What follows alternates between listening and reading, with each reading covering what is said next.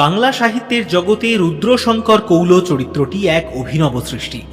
মাথামোটার দপ্তর থেকে প্রকাশিত দেবতার গ্রাস বইটিতে স্থান পেয়েছে তন্ত্র এবং দেবদেবী সমন্বিত 4টি গল্প, যার মুখ্য চরিত্র হলেন এই তরুণ সন্ন্যাসী রুদ্রশঙ্কর কৌল। এই বইটির মুদ্রিত মূল্য 240 টাকা। বিভিন্ন অনলাইন প্ল্যাটফর্মে বইটি আপনারা পেয়ে যাবেন এবং ডেসক্রিপশন বক্সে দেওয়া লিঙ্কে ক্লিক করে বইটি অর্ডার করলে আপনারা এটি পেয়ে যাচ্ছেন মাত্র 188 টাকায়। তাহলে আর দেরি না করে সংগ্রহ করে নিন রুদ্রশঙ্কর সিরিজের এই বইটি। আজকের গল্পটি মূলত যে চরিত্রটিকে কেন্দ্র করে, তিনি হলেন রুদ্রশঙ্কর কৌল। এই যুবা সন্ন্যাসী রুদ্রশঙ্কর কৌল শৈব ও শাক্ত দুই মার্গেই তার সাধনা সম্পন্ন করেছেন। রুদ্রশঙ্কর ভক্তি মার্গে বিশ্বাসী। সকলের দুঃখে তার মন সরল শিশুর মতো কেঁদে ওঠে। মায়ের একান্ত ভক্ত তিনি। মাতৃনাম আর মায়ের গান তার মুখে শোনা যায় সব সময়। তার একমাত্র কাছের মানুষ বলতে সর্বক্ষণের সঙ্গী রতন। সাধারণ মানুষকে অতিপ্রাকৃত শক্তির কবল থেকে রক্ষা করাই তার জীবনের একমাত্র উদ্দেশ্য। আমাদের আজকের গল্পটি আমরা নিয়েছি মাথামোটার দপ্তর থেকে প্রকাশিত লেখক সপ্তর্ষি নারায়ণ বিশ্বাসের লেখা দেবতার গ্রাস বইটি থেকে। গল্প পাঠে আমি ব্রতদীপ এবং তমাল। গল্পের সূত্রধার আমি ব্রতদীপ। রুদ্রশঙ্কর কৌল চরিত্রে আছেন আজকের বিশেষ অতিথি ওয়েল অফ টেলস চ্যানেল থেকে শীর্ষেন্দু ভৌমিক। রতনের চরিত্রে শুভদীপ আছেন আড্ডাবাদ চ্যানেল থেকে প্রদীপ্ত চৌধুরী রাম তারক ভট্টের ভূমিকায়। রহস্যের অন্ধকারে চ্যানেল থেকে আছে পার্থ প্রতিম। এই গল্পে কিছু সঙ্গীতের প্রয়োগ করা হয়েছে, যেটি করেছেন শুভম ঘোষ, এবং অন্যান্য চরিত্রে সমাপন, পিনাকি, সৌরভ, রাজদীপ, অভিজিৎ, বর্ণিশা, প্রাহি, মধুরা, তমাল এবং আসঞ্জল। শুরু হচ্ছে লেখক সপ্তর্ষি নারায়ণ বিশ্বাসের লেখা একটি তন্ত্র নির্ভর গল্প, দেবতার গ্রাস।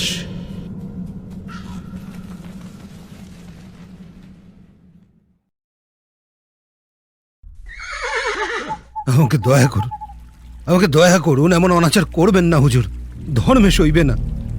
বৃদ্ধ ব্রাহ্মণ রামতারক ভট্ট হাত জোড় করে জমিদার নৃসিংহ দত্তের কাছে ভিক্ষা প্রার্থনা করছে। কিন্তু নৃসিংহ দত্ত, লোকে যাকে আড়ালে নরপিশাচ বলে ডাকে, তার লোভাতুর চোখে তখন কামনার আগুন জ্বলজ্বল করছে। বৃদ্ধ ব্রাহ্মণ রামতারক তার সদ্য বিধবা যুবতী মেয়ে কমলাকে নিয়ে বাড়ি ফিরছিলেন নৌকা করে। সন্ধে হয়ে আসাতে এই নদীর ঘাটে তারা নৌকা ভেড়ান। ভেবেছিলেন রাতটুকু নদীর ধারে যে ঘাট দেখা যাচ্ছে সেখানে আশ্রয় নিয়ে সকালে আবার রওনা দেবেন। কিন্তু তিনি জানতেন না, এ হচ্ছে কুখ্যাত লম্পট জমিদার নৃসিংহ দত্তের খাস তালুক চরণডাঙ্গা। এই চরণডাঙ্গার নদীর ঘাটে যদি কোনো সুন্দরী যুবতী আসে, তাহলে তাকে কুখ্যাত জমিদার নৃসিংহ দত্তের বিকৃত লালসার শিকার হতেই হবে। এটাই নিয়ম এই চরণডাঙ্গার। যারা জানে তারা পারতপক্ষে এই জায়গার ছায়া পর্যন্ত মাড়ায় না। রামতারক একে বৃদ্ধ, তাই ভিনদেশী। মাঝি মাল্লারাও নতুন, তাই রামতারক ও মাঝিরা এত সব কথা জানত না। নৌকা করে নিজের গ্রাম পায়রাডাঙ্গাতে যাবার পথে সন্ধ্যা হয়ে আসাতে রামতারক মাঝি মাল্লাদের বলেন যে আজকের রাতটা এখানে এই ঘাটে আশ্রয় নেবেন। রামতারক ও তার কন্যা রাতের আহার সবে শেষ করেছে, ঠিক তখনই এই নরপিশাচ নৃসিংহ তার দলবল নিয়ে হাজির। শয়তানটা কমলার হাত দুটো জোর করে চেপে ধরে ঘোড়ায় তুলে নিয়েছে। কমলা ভয়ে আর্তনাদ করে কাঁদছে। বাবা, বাবা বাঁচাও, বাবা, বাবা বাঁচাও। বৃদ্ধ ব্রাহ্মণ হাত জোড় করে কাঁদতে কাঁদতে কাকুতি মিনতি করছেন নৃসিংহ ও তার লোকজনকে, কিন্তু নৃসিংহের লোভাতুর চোখে তখন হায়নার লালসা, মুখে শয়তানের হাসি খেলা করছে। আসলে এই চরণডাঙ্গার ঘাটে কোনো নতুন শিকার এলেই নৃসিংহের কাছে খবর চলে যায়, আর তারপরই লোক লস্কর নিয়ে শিকারের ওপর ঝাঁপিয়ে পড়ে এই বুনো কুকুরের দল। ঠিক আজ যেমনটা হলো, কমলা ও তার বাবা রামতারক চরণডাঙ্গার ঘাটে এসে যখন নামল, তখন নৃসিংহের লোকজনের কাছে খবর চলে গেল। আসলে এই চরণডাঙ্গার লোকজনের সঙ্গে নৃসিংহের একটা অলিখিত চুক্তি আছে। নৃসিংহ তার এই খাস তালুকের কারো কোনো ক্ষতি করবে না, কিন্তু তার বদলে চরণডাঙ্গা গ্রামের লোকেরা কোনো নতুন শিকার এলেই সঙ্গে সঙ্গে নৃসিংহকে খবর দেবে। আজও তাই হলো। কমলা ও তার বৃদ্ধ বাবা চরণডাঙ্গার ঘাটে যখন এসে নামল, গ্রামের মোড়ল এসে রামতারককে জিজ্ঞেস করল, ঠাকুর মশাই, কোথা থেকে আসতেছেন আপনারা? বৃদ্ধ রামতারক ভট্ট বললেন, আমরা সেই কেতুগ্রাম থেকে আসছি মোড়ল মশাই। একমাত্র মেয়ে সদ্য বিধবা হয়েছে, তাই মেয়েকে নিয়ে বাড়ি যাচ্ছি। আমাদের বাড়ি সেই পায়রা ডাঙাতে। মোড়ল কুতকুতে চোখে বলল, পায়রা ডাঙা? সে তো অনেকখানি পথ ঠাকুর মশাই। বৃদ্ধ ব্রাহ্মণ উত্তর দিলেন, আগে হ্যাঁ মোড়ল মশাই, সেই পরশু বিকেলের আগে নিজের গ্রামে পৌঁছতে পারবো না। তা বেশ করেছেন ঠাকুর মশাই, আপনারা আজ এই গাঁয়েই আমাদের অতিথি হয়ে থাকুন, আমি সব ব্যবস্থা করে দিতেছি। সুন্দরী যুবতী কমলাকে দেখে বলে উঠল মোড়ল।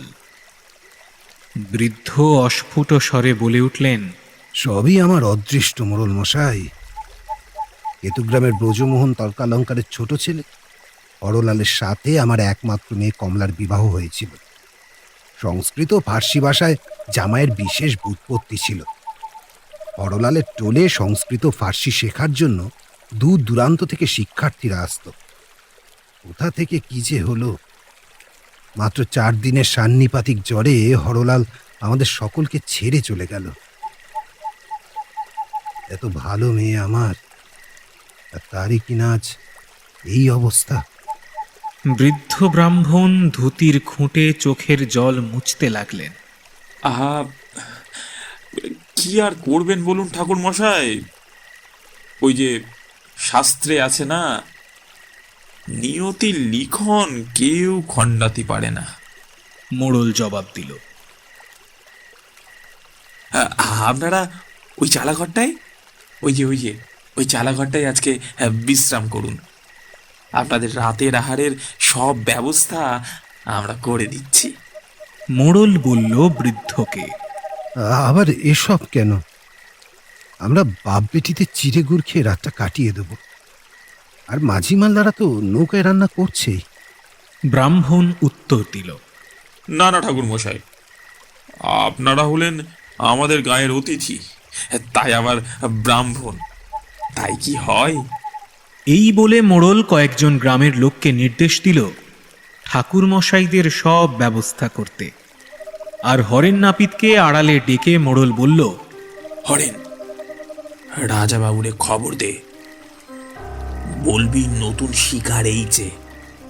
মোড়ল, কাজটা কি ঠিক হবে? একে বেদবা, তাই আবার বাউন। আমি বলছিলাম কি মোড়ল, এবারটা বরং ছাড়ান দাও। হরেন দ্বিধাগ্রস্ত গলায় বলল, যা, তোকে আর বেশি সাধুগিরি ফলাতে হবে না। রাজা বাবুর কানে যদি খবরটা যায় যে শিকার ছিল আর আমরা তেনারে বলিনি, তখন রাজা বাবু আমাদের কি করবেন একবার ভেবে দেখেছিস? আমাদের গায়ের মেয়ে বউগুলোর কি অবস্থা হবে একবার ভেবে দেখ না রে শালা। হতভাগা, যা বলছি তাই করগে যা। মোড়ল হরেনকে খেদিয়ে দিল। হরেনের কাছে খবর পেয়েই নৃসিংহ তার দলবল নিয়ে ঘোড়ায় চড়ে রওনা হলো চরণডাঙ্গার দিকে।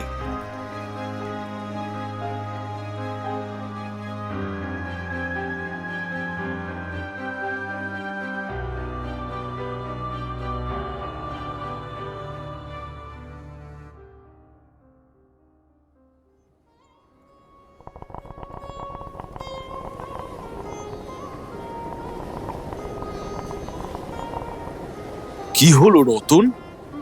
এই কদিন ধরে দেখছি তোর মুখে হাসি নেই। কি হয়েছে আমাকে বলবি? রুদ্রশঙ্কর হুঁকো থেকে এক রাশ ধোঁয়া ছেড়ে জিজ্ঞাসা করলেন। কিছু নয় গো বাবা ঠাকুর, আসলে অনেক দিন হলো দেশে যাই নাই, তাই মনটা একটু খারাপ। তা একবার ঘুরেই না হয় আয় গ্রাম থেকে। রুদ্রশঙ্কর মিটি মিটি করে হেসে বললেন রতনকে। তুমি যেমন কথা কও না বাবা ঠাকুর, হ্যাঁ, এই এতগুলো বছর তোমার সাথে আছি, হ্যাঁ, আজ পর্যন্ত তোমার ছাইরা কোথাও গেছি? হ্যাঁ, কও দেখি। রতন মুখ ভার করে বলল রুদ্রকে। সামনে বঙ্গোপসাগরের হাওয়া ক্ষুদ্র ঝুপড়ির ছোট্ট দরজা দিয়ে হু হু করে ঢুকছে। রুদ্রশঙ্কর ও রতন বছর তিনেক ধরে ভারতবর্ষের বিভিন্ন তীর্থে ঘুরে আজ মাস 8 হলো এই শ্রীক্ষেত্রে আছে। মাসখানেক আগে প্রভু জগন্নাথের রথযাত্রা সম্পন্ন হয়েছে। রতন খুব খুশি হয়েছে প্রভুর দর্শন করে ও সমুদ্র দেখে। এই 3 বছরে সে রুদ্রশঙ্করের সাথে থেকে থেকে অনেক জায়গায় দেখেছে ভারতবর্ষের, কিন্তু সমুদ্র দেখেনি রতন। তাই শ্রীক্ষেত্রে এসে সমুদ্র দেখে ও সমুদ্রে স্নান করে রতন খুব খুশি। কিন্তু আজ কয়েকদিন হলো সে একটু যেন মুষড়ে আছে। অনেক দিন সে গ্রাম ছাড়া। কতদিন সে তার গ্রাম সুখচরকে দেখেনি। মা করুণাময়ের মন্দিরে তার নিজের হাতে তৈরি করা বাগানটাই বা কেমন আছে কে জানে। মায়ের গলায় তার নিজের হাতে লাগানো রক্তজবা গাছের ফুলের মালা কি মন্দিরের পুরুষ ঠাকুর রোজ দেন মাকে, কে জানে। এইসব ভেবেই রতনের মন বড় খারাপ। হুঁকো টানা শেষ হলে রুদ্রশঙ্কর বললেন, রতন, আগলটা দিয়ে দে, রাত অনেক হলো। রতন উঠে গিয়ে তালপাতার আগলটা দিয়ে এসে একটা চাটাইয়ের উপর শুয়ে পড়ল। এখন মাঝরাত। বঙ্গোপসাগরের শো শো হাওয়ার শব্দ ও সমুদ্রের ঢেউয়ের গর্জন ছাড়া চারিদিকে আর কোনো শব্দ নেই। ঝুপড়ির ভেতর একটা মাটির প্রদীপ জ্বলছে মা দক্ষিণাকালীর পটের সামনে। রুদ্রশঙ্কর নিজের আসনে বসে বাচ্চা ছেলের মতো এক দৃষ্টে তাকিয়ে আছে পটের দিকে। রুদ্রর 2 চোখের কোণ থেকে আনন্দের অশ্রু বইয়েই চলেছে, বইয়েই চলেছে।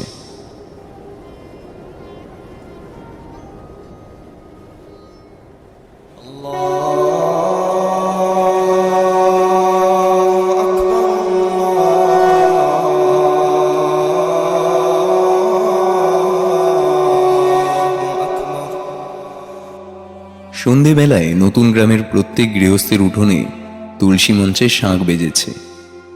দূরের কাজীপাড়ার তখন মাগরিবের নামাজ আদায় করা হচ্ছে। বলি, একটু ঠাকুরের এই প্রসাদটুকু তো মুখে দাও। স্বামী হরসুন্দরকে বাড়ির রামসীতার মন্দিরে শীতলভোগ নিয়ে এসে বলল মোক্ষদা সুন্দরী দেবী। আমার আর কিচ্ছুটি ভালো লাগছে না মোক্ষ। আলবোলার নল থেকে মুখটা সরিয়ে বিষাদের গলায় বলে উঠল বৃদ্ধ জমিদার হরসুন্দর। সবই আমাদের অদৃষ্ট মোক্ষ, নইলে ইন্দু আর বিপিনের এমন হয়। এখন আমার একটাই চিন্তা, দাদু ভাইয়ের কি হবে? এই বিপদ থেকে কিভাবে উদ্ধার পাবো কিচ্ছু বুঝতে পারছি না। স্ত্রীর হাত দুটো ধরে ভারী গলায় বলে উঠল হরসুন্দর। টপ টপ করে 2 ফোঁটা চোখের জল হরসুন্দরের হাতে এসে পড়ল। হরসুন্দর তাকিয়ে দেখলেন তার বয়স্কা স্ত্রীর 2 চোখ অশ্রুতে পরিপূর্ণ। কেঁদো না মোক্ষ, মনটাকে শক্ত করো। ঈশ্বরের হয়তো এই ইচ্ছা যে আমাদের শেষ বয়সটা এই নিদারুণ শোক তাপেই কাটবে। আমরা তো নিমিত্ত মাত্র। একটা গভীর দীর্ঘশ্বাস ফেললেন হরসুন্দর।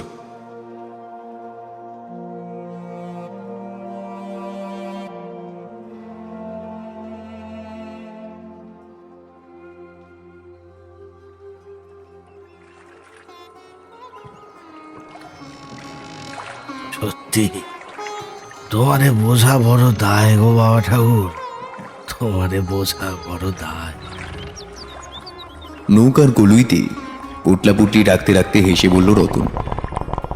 নৌকার পাতাটনে বসে গুড়ুক গুড়ুক করে হুকো থেকে ধোয়া ছাড়ছেন আর মুচকি মুচকি হাসছেন রুদ্রশঙ্কর।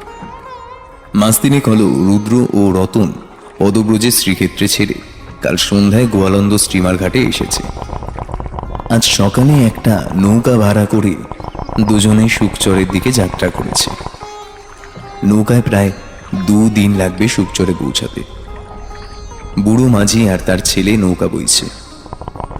ছোট্ট নৌকাটি পদ্মার জলে দাগ কেটে তরতর করে সমান এগিয়ে চলেছে। ওরে হতভাগা, মা আনন্দময়ী যে আমাকেও ডাকছে রে। হ্যাঁ,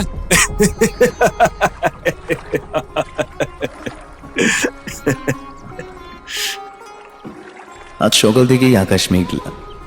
রবি যেন আজ অভিমান করে মুখ লুকিয়ে আছে মেঘের আড়ালে। পদ্মার জলে এক নাগারে শুধুই নৌকোর বৈঠার ছলাৎ ছলাৎ আওয়াজ। রুদ্রশঙ্করের হাত থেকে নিভন্ত হুকোটা নিয়ে নৌকার গলুইতে রেখে রতন আবদারের গলায় বলে উঠল, বাবা ঠাকুর একখান গান হয়ে যাক, কি বলো? রতনের কথা শুনে বুড়ো মাঝিও বইটা চালাতে চালাতে বলল, বাবা ঠাকুর, একখান মুলায়ম গলায় বেশ করে গান ধরেন দিই। আচ্ছা বেশ, দোতারাটা দে তো রতন। রুদ্র স্নেহের স্বরে বলল। দোতারাটা হাতে নিয়ে রুদ্রশঙ্কর গান ধরলেন।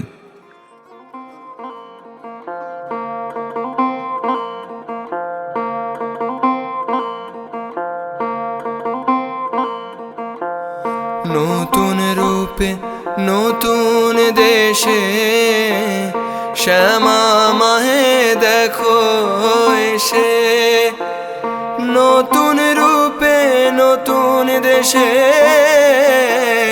শ্যামা মাহে দেখো এসে, ও তোর নামের পরশ পেয়ে হরস, আনন্দেরি নাহি সীমা, নামের পরশ পেয়ে হরস, আনন্দেরি নাহি সীমা। এবার তোরে চিনেছি মা, এবার তোরে চিনেছি মা, ও তোর নামে কালী মুখে কালী, অন্তরে তোর নাই কালী মা, নামে কালী মুখে কালী, অন্তরে তোর নাই কালী মা।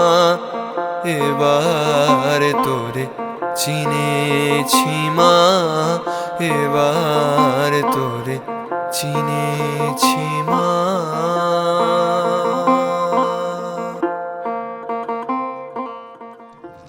গান শেষ হলে বুড়ো মাঝি অশ্রু সজল চোখে রুদ্রশঙ্করকে বলল, আয় রে আয়, কি গান শুনাই লাগো বাবা ঠাকুর, এটা শুনাইস তো পরানটা খালি হু হু করতেছে গো। আয় রে, যেমন গানের কথা তেমন গানের সুর। কয় তোর নামে কালী, তোর মুখে কালী, অন্তরে তোর নাই কালী মা, এইবার তোরে চিনছি মা। সত্য কি গান শুনাই লাগো, তো বড় সুন্দর গো, পুরিটা ঠান্ডা হয়ে গেছে গা। বুড়ো মাঝি কাঁধের গামছা দিয়ে নিজের চোখের জল মুছতে লাগলো। দুপুরে একটা নদীর চড়ায় নৌকো লাগিয়ে দ্বীপ্রাহরি খাওয়া দাওয়া করে নৌকো আবার পদ্মার জল কেটে এগিয়ে যেতে লাগলো। দেখতে দেখতে সন্ধে হয়ে এলো। পাখির দল কলরব করতে করতে বাসার দিকে ফিরছে। নদীর ঘাটগুলোতে পল্লীর বধূরা গা ধুয়ে কাঁখে জল ভরা কলসি নিয়ে বাড়ির পথ ধরেছে। মন্দিরে মন্দিরে সন্ধ্যা আরতির কাঁসর ঘণ্টা ও শঙ্করধ্বনি শোনা যাচ্ছে। দূরের মসজিদের আজানের শব্দ নদীকে ছুঁয়ে দূরে কোথাও ভেসে চলে যাচ্ছে। রুদ্রশঙ্কর দু চোখ ভরে সন্ধেবেলার এই অপরূপ অসাধারণ অনুভূতির আনন্দ নিচ্ছেন। এমন সময় মাঝি বলে উঠল, ও বাবা ঠাউর, ওই কইতাছিলাম আজকের রাতটায় নতুন গায়ে কাটায় গেল হইতো না, এই কাল ভোরের বেলা রওনা দিতাম নে। এখন আপনার কথা শোনা লাগবো, আপনি কি কয়েন? ঠিক আছে, তাই করো মাঝি ভাই। রুদ্র বলল মাঝিকে। মাঝি কিছুক্ষণ পর নতুন গ্রামের ঘাটে নৌকো বেড়ালো। নতুন গ্রামের ঘাটে রুদ্র ও রতন নামার বেশ কিছুক্ষণ পরে আরেকটি নৌকো এসে নদীর ঘাটে দাঁড়ালো। নৌকো থেকে একটি মাঝবয়সী গোলকাল লোক আর দুজন লোক নামল। তিনজন ঘাট থেকে কিছুটা দূরে এগিয়ে গিয়ে দেখতে পেল সন্ধ্যার অন্ধকারে ঘাটের কাছে বুড়ো বটগাছের তলায় বছর ৪৫-এর এক যুবা সন্ন্যাসী ও একজন মাঝবয়সী লোক ধুনি জ্বালিয়ে বসে আছে। গোলকাল লোকটি এগিয়ে গিয়ে জিজ্ঞেস করলো সন্ন্যাসীকে, প্রণাম বাবা ঠাকুর, আপনারা কে, কোথা থেকে আসছেন? সন্ন্যাসী উত্তর দিলেন, আমরা সেই শ্রীক্ষেত্র থেকে আসছি, যাব সেই সুখচর। রাত্রি হয়ে আসাতে এই গ্রামের ঘাটে গাছতলায় আশ্রয় নিয়েছি। রুদ্রশঙ্করের কথা শুনে গোলকাল বয়স্ক লোকটি প্রণাম করে রুদ্রকে বলল, বাবা ঠাকুর, আমার নাম গোপাল নস্কর, এই গাঁয়ের জমিদার বাবুর আমি নায়েব। আপনারা আমাদের গ্রামের অতিথি, যদি একটু অতিথি সেবার সুযোগ দেন তো খুব ভালো লাগবে। আমাদের জমিদার বাড়ির অতিথিশালায় আজ রাতটুকু যদি একটু পায়ের ধুলো দেন তাহলে খুব খুশি হবেন জমিদার মশাই। গোপাল নস্কর হাত জোর করে মিনতি করল রুদ্রশঙ্করকে। আমাদের কিন্তু কোনো অসুবিধে হচ্ছে না। বাবা ঠাকুর, কর্তামশাই আর গিন্নিমা যদি শোনেন যে গ্রামে সন্ন্যাসী এসেছেন আর অতিথিশালায় আসেননি তাহলে খুবই দুঃখিত হবেন। আপনি দয়া করে একটিবার আমাদের অতিথিশালায় পায়ের ধুলো দিন বাবা ঠাকুর। লোকটির বারংবার অনুরোধে রুদ্র আর না করতে পারলেন না। আচ্ছা বেশ, চলুন তাহলে। এই বলে রুদ্রশঙ্কর ও রতন গোপাল নস্করের সাথে জমিদার বাড়ির দিকে রওনা হলো। জমিদার বাড়ির অতিথিশালায় রুদ্র ও রতনের ব্যবস্থা করে গোপাল নস্কর অন্দরমহলের দিকে গেল জমিদার বাবুকে খবর দিতে। খানিকক্ষণ বাদে ফিরে এলো জমিদার হরসুন্দরকে নিয়ে। প্রণাম বাবা ঠাকুর, আমি হরসুন্দর দত্ত, আপনার সাথে আলাপ করতে এলাম। আলাপ পরিচয়ের পর অনেকক্ষণ রুদ্রশঙ্করের সাথে গল্প গাছার পরে জমিদার হরসুন্দর রুদ্রশঙ্করের কাছ থেকে বিদায় নিলেন। এদিকে মুখ্যতা দেবী ভান্ডারী মশাইয়ের হাত দিয়ে রুদ্রশঙ্কর ও রতনের জন্য সিধে পাঠিয়ে দিয়েছিলেন ভাড়ার ঘর থেকে। ভান্ডারী মশাই একটি চাকরকে সাথে করে নতুন মাটির হাঁড়ি, জ্বালানি কাঠ, চাল, ডাল, তেল, নুন, ঘি ও তরিতরকারি দিয়ে গেলেন রতনকে। মুখ্যদা দেবী এর সঙ্গে বাড়ির গরুর ঘন দুধও পাঠিয়ে দিয়েছেন। রতন একটা তোলা উনুনে রাতের খাবারের আয়োজন করতে লেগে গেল। নতুন মাটির হাঁড়িতে গরম গরম খিচুড়ি ও পাঁচমেশালি তরকারি ও বাড়ির গরুর ঘন দুধ। রাতের খাবারের পর রুদ্রশঙ্কর হুকো খাচ্ছেন আর কিছু একটা যেন চিন্তা করছেন। কাঠের তক্ত বসে রুদ্রর বিছানা করে দিয়ে মেঝেতে নিজের বিছানা করে রতন জিজ্ঞেস করলেন, বাবা ঠাকুর, এই তখন দিয়া কি চিন্তা করছো কও দেখি? বুঝলি রতন, জমিদার মশাই মনে হয় কিছু একটা বলতে চাইছিলেন, কিন্তু উনি কথাটা বলতে পারলেন না। ওর চোখে মুখে একটা গভীর দুশ্চিন্তার কালো ছাপ একেবারে স্পষ্ট লক্ষ্য করলাম। হুকোটা একপাশে রেখে রুদ্রশঙ্কর বললেন। বাইরে ঘড়িঘর থেকে ঢং ঢং করে জানান দিল এখন রাত্রি 11টা। নে, এবার শুয়ে পড়, কাল সকালে উঠে আবার সুখচরে যেতে হবে। জয় মা, জয় তারা, জয় জয় তারা। মায়ের নাম নিয়ে রুদ্রশঙ্কর শুয়ে পড়লেন নিজের বিছানায়। রতনও মাটিতে নিজের বিছানায় শুয়ে প্রবল বেগে নাক ডাকতে শুরু করলো।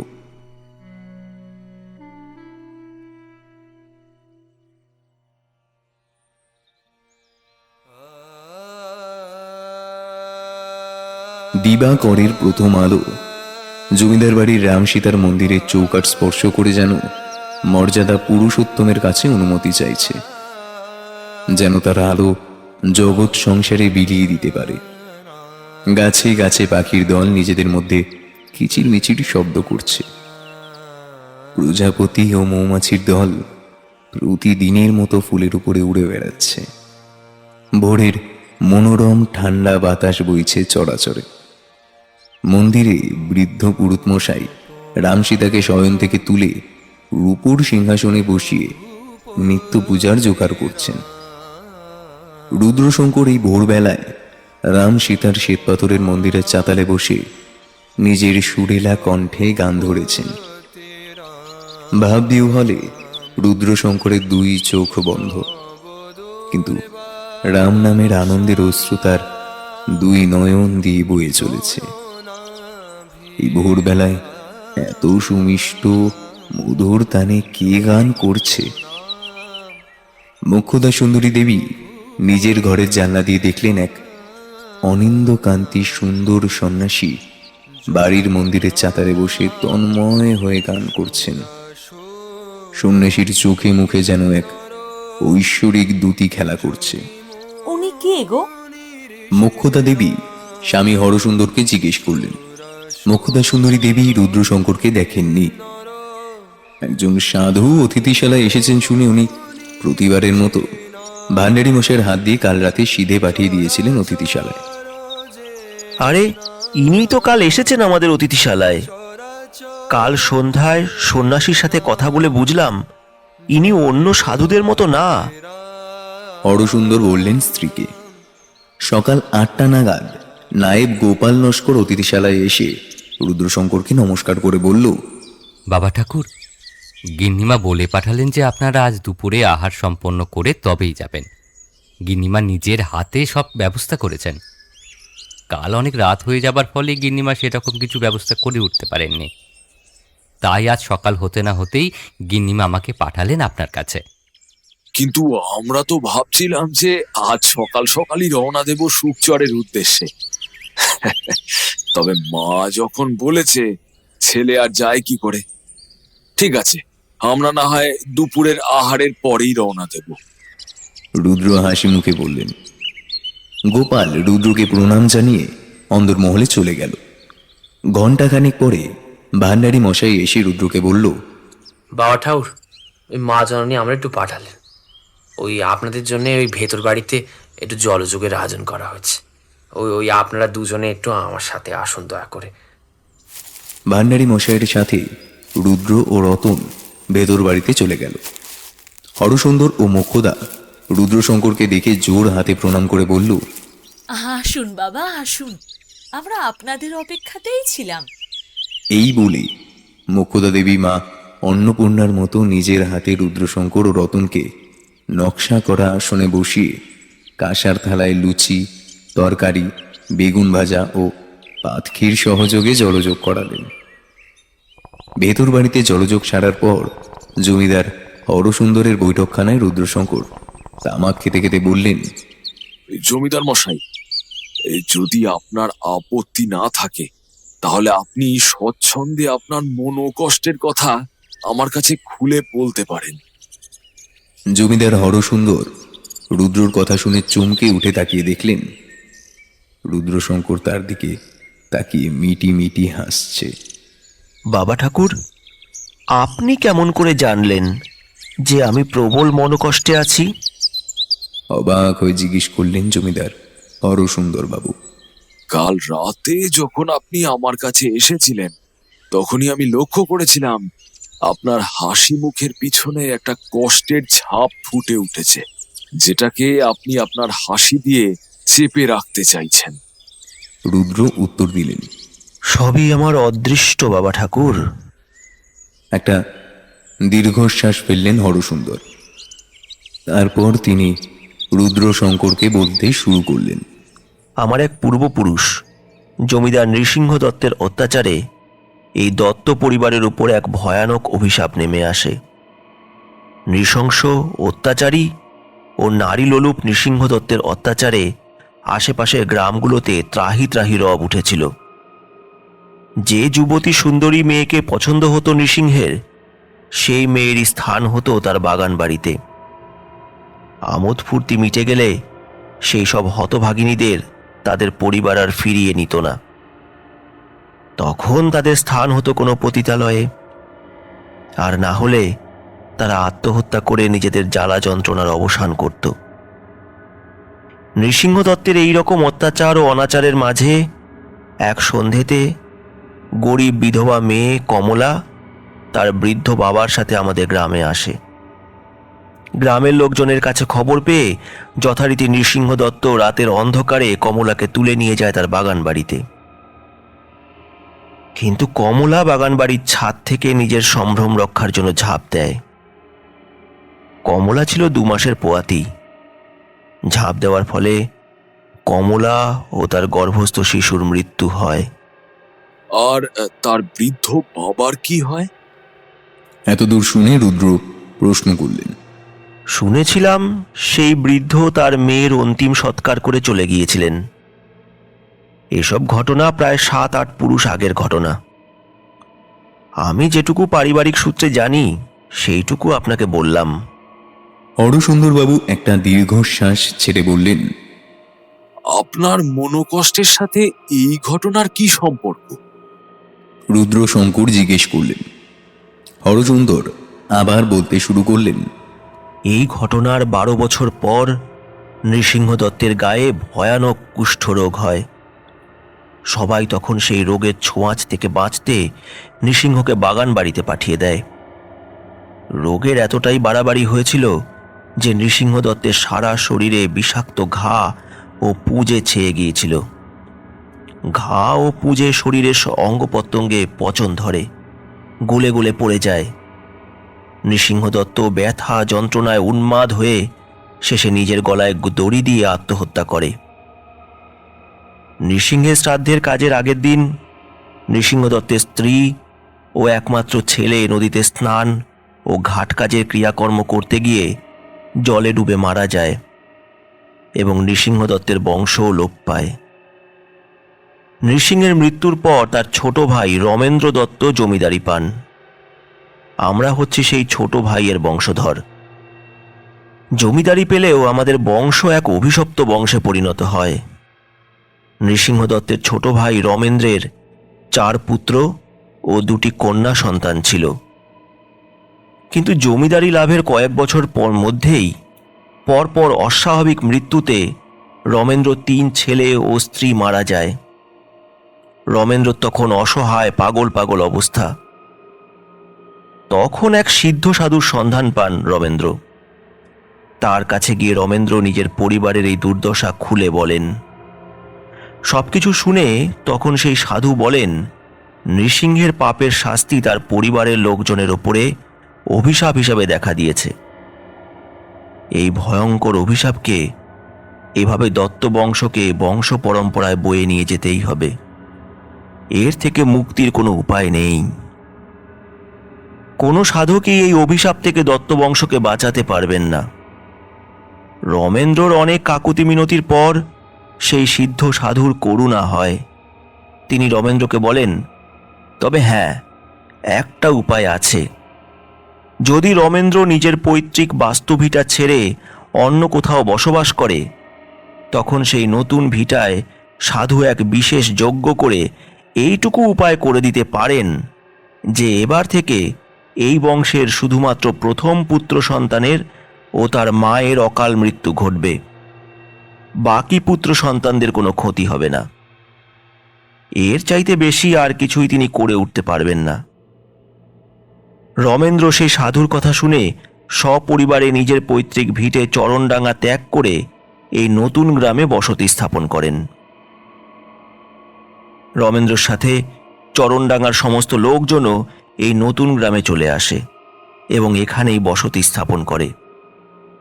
আমাদের পৈতৃক ভিটে ও চরণডাঙ্গা গ্রাম সম্পূর্ণরূপে পরিত্যক্ত হয়ে যায় এদিকে সেই সিদ্ধ সাধু এক অমাবস্যায় আমাদের সেই নতুন ভিটায় এক বিশেষ যজ্ঞের আয়োজন করেন।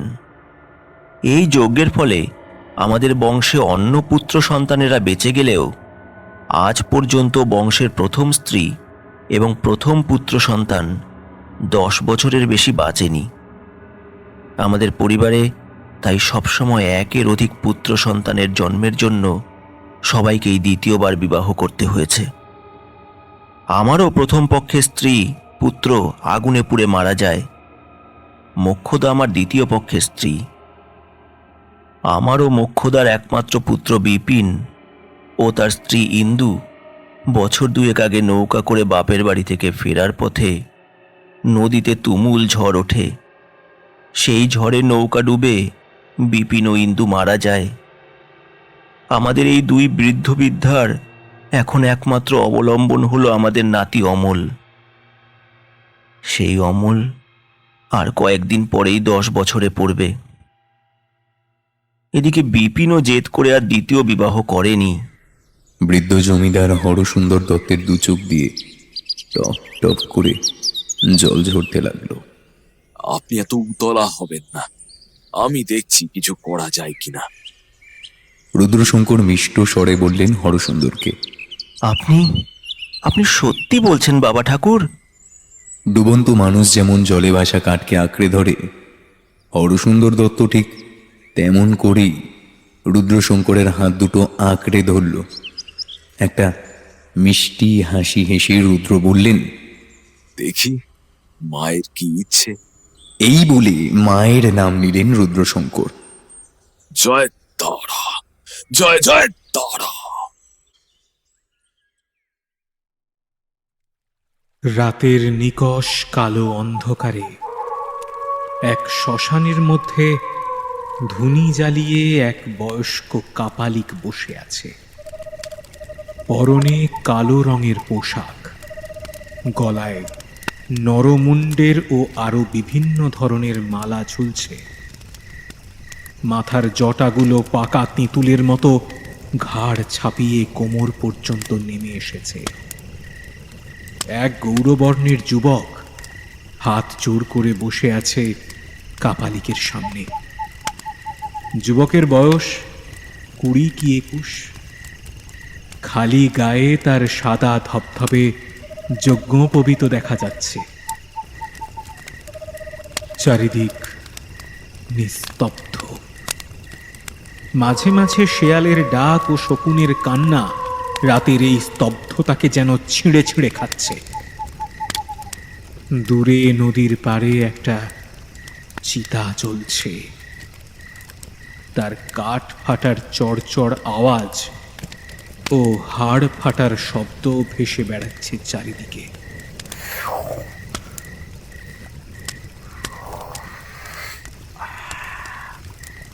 কি খবর রে ক্ষমা?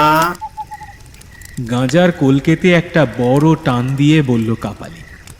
গুরুদেব, আপনি একেবারে ঠিক।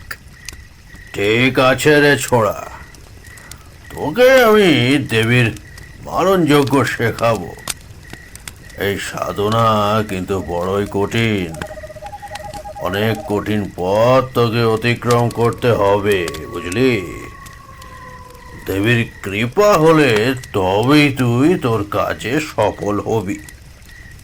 কাল কাল অমাবস্যা, বড় ভালো দিন।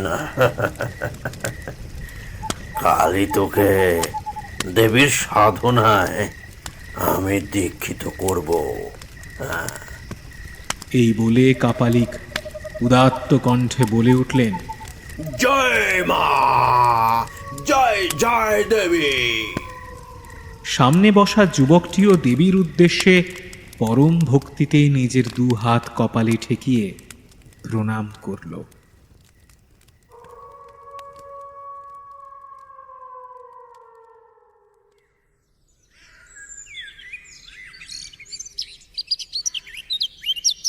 আপনার নাতিকে একবার ডাকুন তো। রুদ্রশঙ্কর বললেন হরসুন্দরকে। খানিকক্ষণ বাদে একটি কাজের লোকের সাথে একটি উটফুটে বালক এসে উপস্থিত হলো। বালকটিকে এত সুন্দর ও মিষ্টি দেখতে যে যেই দেখবে সেই আদর করবে। বাবা ঠাকুর, এই হলো আমার নাতি অমল। এসো দাদু ভাই, এদিকে এসো। হরসুন্দর নাতিকে নিজের কাছে ডাকলেন। রুদ্রশঙ্কর বালকটির দিকে তাকিয়ে চমকে উঠে অস্ফুট স্বরে বলে উঠলেন, হায় ঈশ্বর, এ কি দেখালে আমায়! হরসুন্দর দেখলেন তার নাতিকে দেখার পরে রুদ্রশঙ্করের চোখ মুখ কেমন যেন গম্ভীর ও দুশ্চিন্তাপূর্ণ হয়ে গেল। কি হলো বাবা ঠাকুর? অমলকে দেখে আপনি হঠাৎ অমন গম্ভীর হয়ে গেলেন কেন? হরসুন্দর ভীত হয়ে উদ্বিগ্ন গলায় জিজ্ঞেস করল রুদ্রশঙ্করকে। না, তেমন কিছু না। আমি কাল একবার আপনাদের পৈতৃক ভিটেতে যাব। বেশ তো, কাল সকালে আমার ফিটন গাড়িতে করে আমি নিজে আপনাকে চরণডাঙ্গাতে নিয়ে যাব। চরণডাঙ্গা এখান থেকে ঘন্টা 3 রাস্তা বাবা ঠাকুর। জমিদার হরসুন্দর দত্ত বলল রুদ্রশঙ্করকে। এসো তো দাদা, এসো এসো, আমার কাছে এসো। ছোট্ট অমলকে ডেকে নিজের কোলে বসালেন রুদ্রশঙ্কর। অমলকে কোলে বসিয়ে রুদ্রশঙ্কর অমলের মাথায় হাত বুলিয়ে জলদ গম্ভীর কণ্ঠে বললেন হরসুন্দরকে, আপনি চিন্তা করবেন না জমিদার মশাই। আমি বেঁচে থাকতেই মায়ের কৃপায় এই ছেলের কোনো ক্ষতি হতে দেব না, কোনো ক্ষতি হতে দেব না। জয় তারা, জয় জয় তারা। মায়ের নাম নিলেন কৌল সাধক রুদ্রশঙ্কর। হরসুন্দরের সাথে কথাবার্তার পর রুদ্র ও রতন নিজেদের ঘরে সামান্য বিশ্রাম নিচ্ছে। রতন হুঁকোটা বেশ ভালো করে ধরিয়ে এনে রুদ্রশঙ্করের হাতে দিয়ে বলল, আগে এই লও বাবা ঠাকুর। রুদ্র হুঁকোতে আমেজ করে কয়েকটা টান দেবার পর রতন জিজ্ঞেস করল, বলি ও বাবা ঠাকুর, আমারে একটু মায়ের কথা কও দেখি। অনেক দিন হলো তোমার কাছে মায়ের নাম মাহাত্ম শুনি নাই গো। আচ্ছা বেশ, তবে শোন। এই বলে রুদ্রশঙ্কর রতনকে মা মহামায়ার দশমহাবিদ্যার বিভিন্ন রূপের বর্ণনা শুরু করলেন। মাতৃ আরাধনা আমাদের এই শস্য শ্যামলা বাংলাদেশের প্রাণের বস্তু। সারা বছর ধরেই বিভিন্ন রূপে মায়ের পূজা হয় আমাদের এই শস্য শ্যামলা বাংলাদেশে। আলুলায়িত কুন্তলা খড়গধারিণী কালী প্রতিমা এই বঙ্গদেশে বহু পূজিতা। রামপ্রসাদ, বামাখ্যাপা, কমলাকান্ত এবং শ্রী শ্রী ঠাকুর রামকৃষ্ণ সকলেই এই খেপি মায়ের কোলের বড় আদরের ছেলে। কালী দশমহাবিদ্যার প্রধানা দেবী এবং তারা হচ্ছেন তন্ত্র সাধক কুলের ইষ্ট দেবী। অন্যান্য দেবীদের পুজো আমাদের এই বঙ্গদেশে সেই তুলনায় অপ্রচলিত। তন্ত্রশাস্ত্রে এইসব দেবীদের পূজার পদ্ধতি, ক্রম, বীজমন্ত্রের সবিস্তার উল্লেখ রয়েছে। দেবী পুরাণ ও মহাভাগবত পুরাণের 8ম অধ্যায়ে দশমহাবিদ্যার আবির্ভাবের কাহিনী পাওয়া যায়। নিমন্ত্রণ ছাড়াই পিতা দক্ষের যজ্ঞে যাবার জন্য সতী ব্যগ্র হয়ে ওঠেন, কিন্তু মহাদেবের একান্ত অনিচ্ছা দেবী যেন সেখানে না যান। দেবী তখন ক্রুদ্ধ হয়ে 10 দিকে ভয়ঙ্করী মূর্তি ধারণ করেন এবং সদাশিবের অনুমতি লাভ করেন। এই 10 মূর্তি হলেন দশমহাবিদ্যা: কালী, তারা, ষোড়শী, ভুবনেশ্বরী, ত্রিপুর ভৈরবী, ছিন্নমস্তা, ধূমাবতী, বগলা, মাতঙ্গী ও কমলা। প্রথমে আসি কালীর কথায়। দেবী দক্ষিণ কালিকা করালো বদনা, ঘোড়া, মুক্তকেশী, চতুর্ভুজা, মুন্ডমালা শোভিতা। বাম দিকের অধ ও ঊর্ধ্ব হস্তে মুন্ড এবং খড়গ, দক্ষিণের অধ এবং ঊর্ধ্ব হস্তে বর ও অভয় মুদ্রা। সাধকের চোখে তিনি চিন্ময়ী, ব্রহ্মস্বরূপা, সগুণা ও নির্গুণা, মা আবরণহীন, মায়াতীতা। তিনি স্বয়ং মহাকালের ওপর দাঁড়িয়ে কালকে নিয়ন্ত্রণ করেন এবং কল্পান্তে তিনি সকল জীবকে মুক্তি প্রদান করেন। তাই তিনি কালী। মায়ের কণ্ঠে 50টি মুন্ড মাতৃকা বর্ণ অর্থাৎ স্বরবর্ণ ও ব্যঞ্জন বর্ণের প্রতীক। দেবী 50 বর্ণময়ী। তাই তো শ্রী শ্রী ঠাকুর বলতেন, খিস্তি খেউড়ো তিনি, সব শব্দই তিনি, সব শব্দের সংহত রূপ ওমকার। তাই মা আমার ওমকার রূপিণী। দুটি বালকের সব দেবীর কর্ণভূষণ। তাই সমস্ত সাধকের মধ্যে বালক স্বভাব সাধক তার সব চাইতে প্রিয়। তার ললাটে অমাকলা এবং চন্দ্রের সপ্তদশী কলা। তাই মা আমার নিত্য অমৃত ক্ষরণ করে চলেছেন সমগ্র বিশ্ব ব্রহ্মাণ্ডে। যখন তিনি বাম দিকের পা বাড়িয়ে দাঁড়ান তখন তিনি বামাকালী। এর পুজো কোনো গৃহীর বাড়িতে হয় না, শ্মশানে এর পুজো করতে হয়। মা মহামায়া যখন দক্ষিণ দিকের পা বাড়িয়ে দাঁড়ান তখন তিনি দক্ষিণাকালী। গৃহস্থরা প্রসন্ন বদনা ভক্তানুগ্রহকারিণী দেবী দক্ষিণাকালীর পুজো করেন। মায়ের ধ্যান মূর্তি স্বয়ং মহাকালের পরম ধ্যানের বস্তু। কালী মূর্তির তত্ত্ব গভীর এবং অনন্ত রহস্যময়। মা স্বয়ং নিজে থেকে সেই অনন্ত রহস্যের দ্বার উন্মুক্ত না করলে তার নাগাল পাওয়া যায় না। আচ্ছা, এবার আসি তারার কথায়। তারা হলেন 10 মহাবিদ্যার অন্যতম দেবী। কালী মূর্তির সঙ্গে তার সাদৃশ্য আছে। বামা কালীর মতো ইনিও বাম পা সদাশিবের বুকে রেখে দাঁড়িয়ে আছেন। দেবী তারা খড়বা, লম্বোদরী, ভীমা এবং ব্যাঘ্র চর্ম পরিহিতা। জ্বলন্ত চিতার মধ্যে দেবীর অবস্থান। তিনি চতুর্ভুজা। ডান হাতে খড়গ কাটারি, বাম হাতে খড়পর ও পদ্ম। দেবীর কেশজাল একটিমাত্র পিঙ্গল জটায় বদ্ধ হয়ে প্রলম্বিত। মাথার ওপর সর্পরূপী অক্ষভ্য বা মহাদেব। দেবী নবযৌবনা ও স্ত্রীজনোচিত অলঙ্কারে বিভূষিতা। দেবীর গাত্রবর্ণ ঘন নীল এবং নয়ন রক্তাভ। মাথায় নরকপালের ভূষণ এবং বিশ্বব্যাপী জলে শ্বেত পদ্মের ওপর দেবীর অবস্থান। গলায় নাগের যক্ষোপবীত ও দুনয়নে অভয়। সাধক 3 ভাবে দেবীর পূজা করে: ব্রহ্মজটা, উগ্রতারা এবং নীল সরস্বতী। স্বতন্ত্র তন্ত্রানুসারে দেবী উগ্র আপদ থেকে ভক্তকে রক্ষা করেন বা তাড়ন করেন বলে তার নাম উগ্রতারা। চোল নামক মহাহ্রদে দেবীর জন্ম। দেবী বিশ্বময়ী, ধরিত্রী রূপিণী। দেবীর কৃপায় চৈতন্য লাভ করলে পাশবদ্ধ জীব জীবনমুক্ত অবস্থা লাভ করে।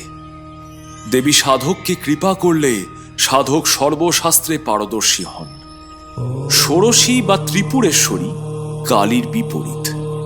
এর মধ্যে 16 কলায় পূর্ণ চন্দ্রের মতো প্রজ্ঞা ও সৌন্দর্য পরিপূর্ণরূপে বিকশিত। শ্রী শ্রী ঠাকুর রামকৃষ্ণদেব তন্ত্র সাধন করলে দেবীর দর্শন পান। ঠাকুর বলেছিলেন যে দেবী ষোড়শীর ত্রিভুবনজয়ী রূপ অন্যান্য 10 মহাবিদ্যাদের অতিক্রম করেছিল। দেবী রজ ও তমের সঙ্গে সম্পর্ক শূন্য এবং ঘনীভূত ঘৃতের ন্যায় শুদ্ধ সত্যের ঘনীভূত রূপ। এই মহাশক্তি পরম শিব থেকে অভিন্না। স্বরূপত তিনি অরূপা, কিন্তু মায়া শক্তি বলে তিনি অনন্ত রূপিণী। দেবী বামকেশ্বর তন্ত্রমতে ব্রহ্মা, বিষ্ণু এবং মহেশ্বর রূপিণী। দেবী উজ্জ্বল পদ্মাভা পদ্মে অধিষ্ঠিতা। দেবীর মস্তকে মুকুট, কুঞ্চিত কেশরাশি কৃষ্ণ ভ্রমর শ্রেণীর মতো, ললাটে অর্ধেন্দু এবং হরধনুর মতো ভ্রুলতা, জবা কুসুমের মতো রক্তাভ অঙ্গ। শতকোটি চন্দ্রকান্তির আলোয় দেবী উদ্ভাসিত। দেবী চতুর্ভুজা এবং সিংহাসনে উপবিষ্টা। দেবীর হস্তে ধনু এবং পঞ্চবাণ, অপর 2 হস্তে অঙ্কুশ ও পাশ। দেবী জগৎ কারণ রূপিণী, সর্বমন্ত্রময়ী, সর্বশক্তিময়ী এবং মঙ্গলময়ী। তন্ত্রে বলা হয় যে দেবীর সিংহাসনটি সদা শিবময়। সিংহাসনের 4টি পদ ব্রহ্মা, বিষ্ণু, রুদ্র এবং ঈশ। এই পঞ্চশিবকে পঞ্চপ্রেত বলা হয়েছে। দেবী পঞ্চপ্রেতাসনা। দেবী ষোড়শী ব্রহ্মবিজ্ঞান প্রদান করেন। দেবী আচার্য শ্রীমৎ শঙ্করাচার্য প্রতিষ্ঠিত মঠের অধিষ্ঠাত্রী দেবী। দেবীর পূজায় ষোড়শাক্ষরী শ্রীবিদ্যার মাহাত্ম্য বর্ণিত আছে। ব্রহ্মবিদ্যা স্বরূপা দেবী ষোড়শী ভক্তিমুক্তি ফলপ্রদা। দক্ষিণেশ্বরে ফলহারিণী কালী পূজার দিন শ্রী শ্রী রামকৃষ্ণ একেই শ্রী শ্রী সারদা দেবীর মধ্যে আবাহন করেন। দেবী ষোড়শী স্বামী বিবেকানন্দ প্রতিষ্ঠিত সন্ন্যাসী সংঘেও শ্রীরামকৃষ্ণ পূজিতা আরাধ্যা দেবী।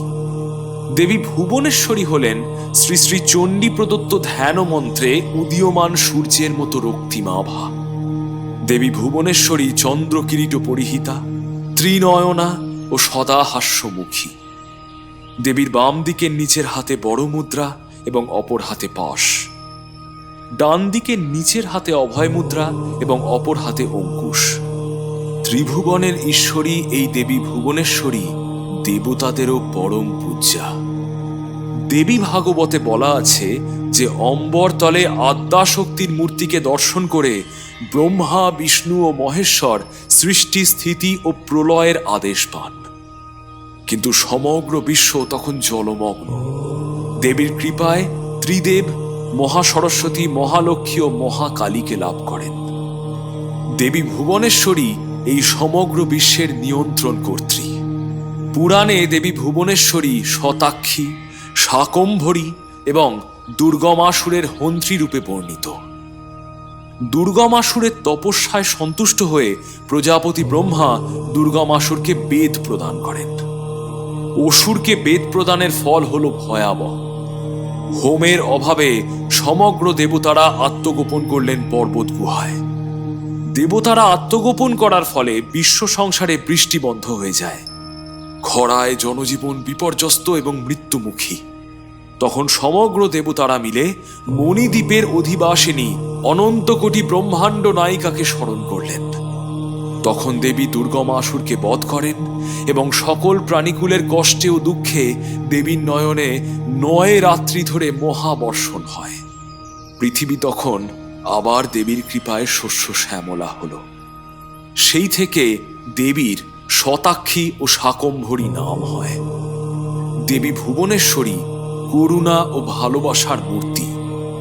দেবী সন্তান বৎসলা এবং ভক্তদের পরমাশ্রয়। ত্রিপুর ভৈরবী জগন্মাতা সতীর অভিনব সাধিকা এবং চণ্ডরূপ। দেবাদিদেবকে পতিরূপে পাওয়ার আকাঙ্ক্ষায় দেবী পার্বতী কঠোর তপস্যায় মগ্ন হন। দেবীর সেই প্রচণ্ড তপস্যা দেখে দেবতা ও মুনি ঋষিরাও স্তম্ভিত হয়ে যান। দেবী কখনো আকণ্ঠ হিমশীতল জলে দাঁড়িয়ে তপস্যারণ করছেন, আবার কখনো আহার ত্যাগ করছেন। গাছের গলিত পত্র পর্যন্ত গ্রহণ না করে তপস্যা করছেন অপর্ণা নামে ভূষিত হয়ে। ব্রহ্মচারিণী উমার এই তপস্যার রূপই ত্রিপুর ভৈরবী। শ্রী শ্রী চণ্ডীতে বলা আছে যে মহিষাসুর বধের আগে তার এই চণ্ড মূর্তি। ইনি ভগবান নৃসিংহের অভিন্না শক্তি। এই ত্রিপুরা দেবী মধুপান করে মহিষাসুরকে বলেছিলেন, গর্জ গর্জ খনং মূঢ় মধু ইয়াবৎ পিবাম্যহম। তারপরেই তিনি ত্রিশূলের আঘাতে মহিষাসুরের বক্ষ বিদীর্ণ করেন। ত্রিপুর ভৈরবী দুঃখ সংহন্ত্রী, যম দুঃখ বিনাশিনী। এই দেবী কাল ভৈরবের ভার্যা। ইনি রক্তবর্ণা, রক্তবস্ত্র পরিহিতা, কণ্ঠে মুন্ডমালা এবং বক্ষদেশে রক্তচন্দনের লেপন। পদ্মাসীনা, 4 হস্তে জপমালা, পুস্তক, বর এবং অভয় মুদ্রা। দেবীর মুন্ডমালা হল বর্ণমালার প্রতীক। হাতের পুস্তক হল ব্রহ্মবিদ্যা। দেবীর ত্রিনেত্র হল 3টি বেদ। দেবী স্থিত হাস্যে করুণাধার। দেবী ছিন্নমস্তা হলেন 10 মহাবিদ্যার এক অভিনব রূপকল্পনা। দেবী ছিন্নমস্তার সাধন রহস্য গুরু পরম্পরায় বিধৃত, সাধারণ মানব মনের অগম্য। একবার দেবী ভবানী তার 2 সহচরী বর্ণিনী ও ডাকিনীকে সঙ্গে করে মন্দাকিনী নদীতে স্নান করতে যান। স্নানান্তে দেবী প্রচণ্ড ক্ষুধায় কাতর হয়ে কৃষ্ণবর্ণা হন। দেবীর সহচারীরাও ক্ষুধার্ত হয়ে দেবীর কাছে আহার প্রার্থনা করেন। দেবী তাদের কাতর আবেদনে স্বীয় মস্তক নিজের নখাগ্রে ছিন্ন করেন। আলুলায়িত কেশ সমেত ছিন্ন মুণ্ডটি নিজের বাম হাতে ধারণ করেন।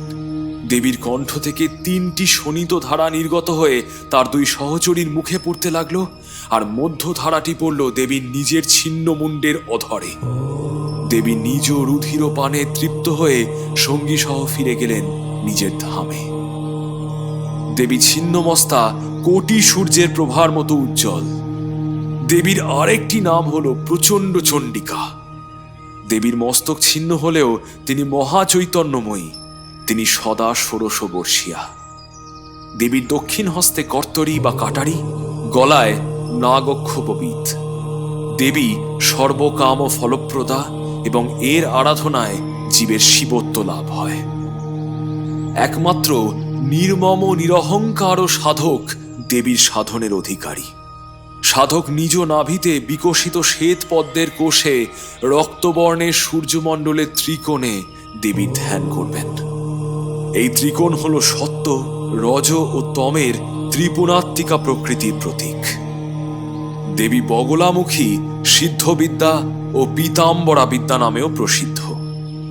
কুব্জিকা তন্ত্রের প্রথম স্তবে বলা আছে যে বকারে বারুণী দেবী, গকারে সিদ্ধিদা স্মৃতা, লকারে পৃথিবী চৈব চৈতন্যামে প্রকীর্তিতা। বকারের অর্থ বারুণী, অর্থাৎ অসুর দলনে দেবী মদনমত্তা। গকারে দেবী মানবের সর্বপ্রকার সিদ্ধি প্রদান করেন। লকারে দেবী আমাদের মাতৃসমা, সর্বংসহা পৃথিবীর মতন, পালনী শক্তির আধার এবং সেই সাথে স্বয়ং চৈতন্য রূপিণী। এই সব গুণের আধার স্বরূপিণী দেবীর নাম তাই বগলা। দেবীর ধ্যান মন্ত্রে শত্রু দলনী দেবী দুর্গার স্মরণ হয়। বাম হস্তে জিহ্বাগ্র টেনে ধরে শত্রুকে পীড়ন করতে করতে যিনি দক্ষিণ হস্তে গদার আঘাত করছেন, সেই পীতাম্বর ভূষিতা দ্বিভুজা দেবীকে প্রণাম করি। দেবী পীত বস্ত্রা পরিহিতা, পীত পুষ্পপ্রিয়া এবং পীত অলঙ্কার ধারিণী। দেবী গম্ভীরা এবং সুবর্ণ কান্তি, ত্রিনয়না ও কমলাসনে আসীনা। দেবীর পূজা সাধারণভাবে মানুষজন দৈব প্রকোপ শান্তির জন্য এবং আভিচারিক কর্ম সম্পাদনের উদ্দেশ্যে করে থাকে। দাঁড়াও বাবা ঠাকুর, আমি একটু তোমার জন্য চা করি আনি, হ্যাঁ? তারপর আবার মায়ের মহিমার গুণকীর্তন শুনবো তোমার কাছে। এই বলে রতন চা করতে গেল রুদ্রশঙ্করের জন্য। কিছুক্ষণ পর একটা কাঁসা রেকাবে করে রতন চা এনে দিল রুদ্রশঙ্করকে। চা শেষ হলে মুখোতে কয়েকটা টান দিয়ে রুদ্রশঙ্কর আবার রতনকে বলতে শুরু করলেন। মহামায়ার বিচিত্র লীলাবিলাস তরঙ্গে মাতঙ্গী এক অপরূপ মূর্তি। দেবী মাতঙ্গীর সাথে জড়িয়ে আছে এক সুন্দর উপাখ্যান, তত্ত্ব আর সাধনার বিকাশ। দেবী মাতঙ্গী সাধককে পুরুষার্থ সিদ্ধি প্রদান করেন। আবার গৃহস্থের জীবনে সুখদায়িনী শক্তিরূপে দেবী পূজিতা হন। নারদ পঞ্চরাত্রে মহামায়া ও মহাদেবের চমৎকার এক লীলার উপাখ্যান আছে, যেখানে দেবাদিদেবকে চণ্ডাল এবং দেবীকে উচ্ছিষ্টা চণ্ডালিনী রূপে বর্ণনা করা হয়েছে। একবার দেবী পার্বতী কৈলাসে আশুতোষের কাছে নিজ পিত্রালয়ে যাবার ইচ্ছা প্রকাশ করেন। এদিকে হিমালয় ও মেনকা নাতি ক্রৌঞ্চকে পাঠালেন কৈলাসে। জামাই মহাদেব এবং আদরের কন্যা পার্বতী যেন এক বিশেষ উৎসবে আসেন। পার্বতী তো আনন্দের সাথে বাপের বাড়ি রওনা দিলেন। আশুতোষ পার্বতীকে বললেন তিনি কয়েকদিন পর যাবেন উমাকে আনতে। এদিকে বেশ কয়েক মাস কেটে গেছে, উমা বাপের বাড়িতে এসেছেন।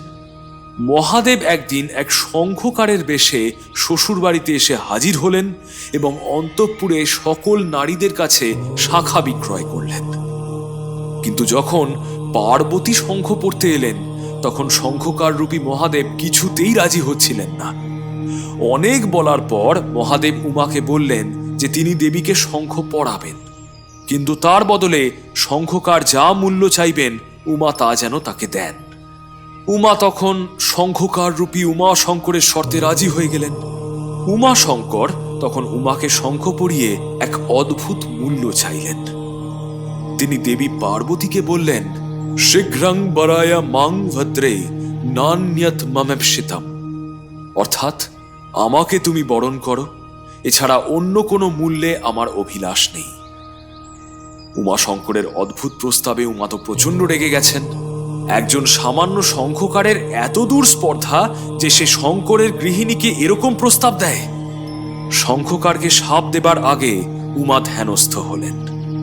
ধ্যানে উমাপতির স্বরূপ বুঝতে পেরে মহাদেবকে হেসে বললেন তিনি দিনান্তরে শঙ্খকারের মনোরথ পূর্ণ করবেন। একদিন কিরাতরূপী মহাদেব মানস সরোবরে সন্ধ্যা করছিলেন।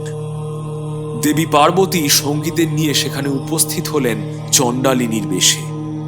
তখন শঙ্কর নিজেও চণ্ডাল বেশ ধারণ করে দেবীর সঙ্গে বিহার করলেন। এই নতুন রূপ ধারণ করে তারা দুজনেই খুব আনন্দ পেলেন। মহাদেব তখন দেবীকে বললেন, চণ্ডাল বেশে আমার সাথে তুমি মিলিত হয়েছ বলে তোমার এই রূপ উচ্ছিষ্ট চণ্ডালিনী নামে প্রসিদ্ধ হবে। শক্তি পূজান্তে তোমার পূজা করলে তবেই পূজায় সিদ্ধি লাভ হবে।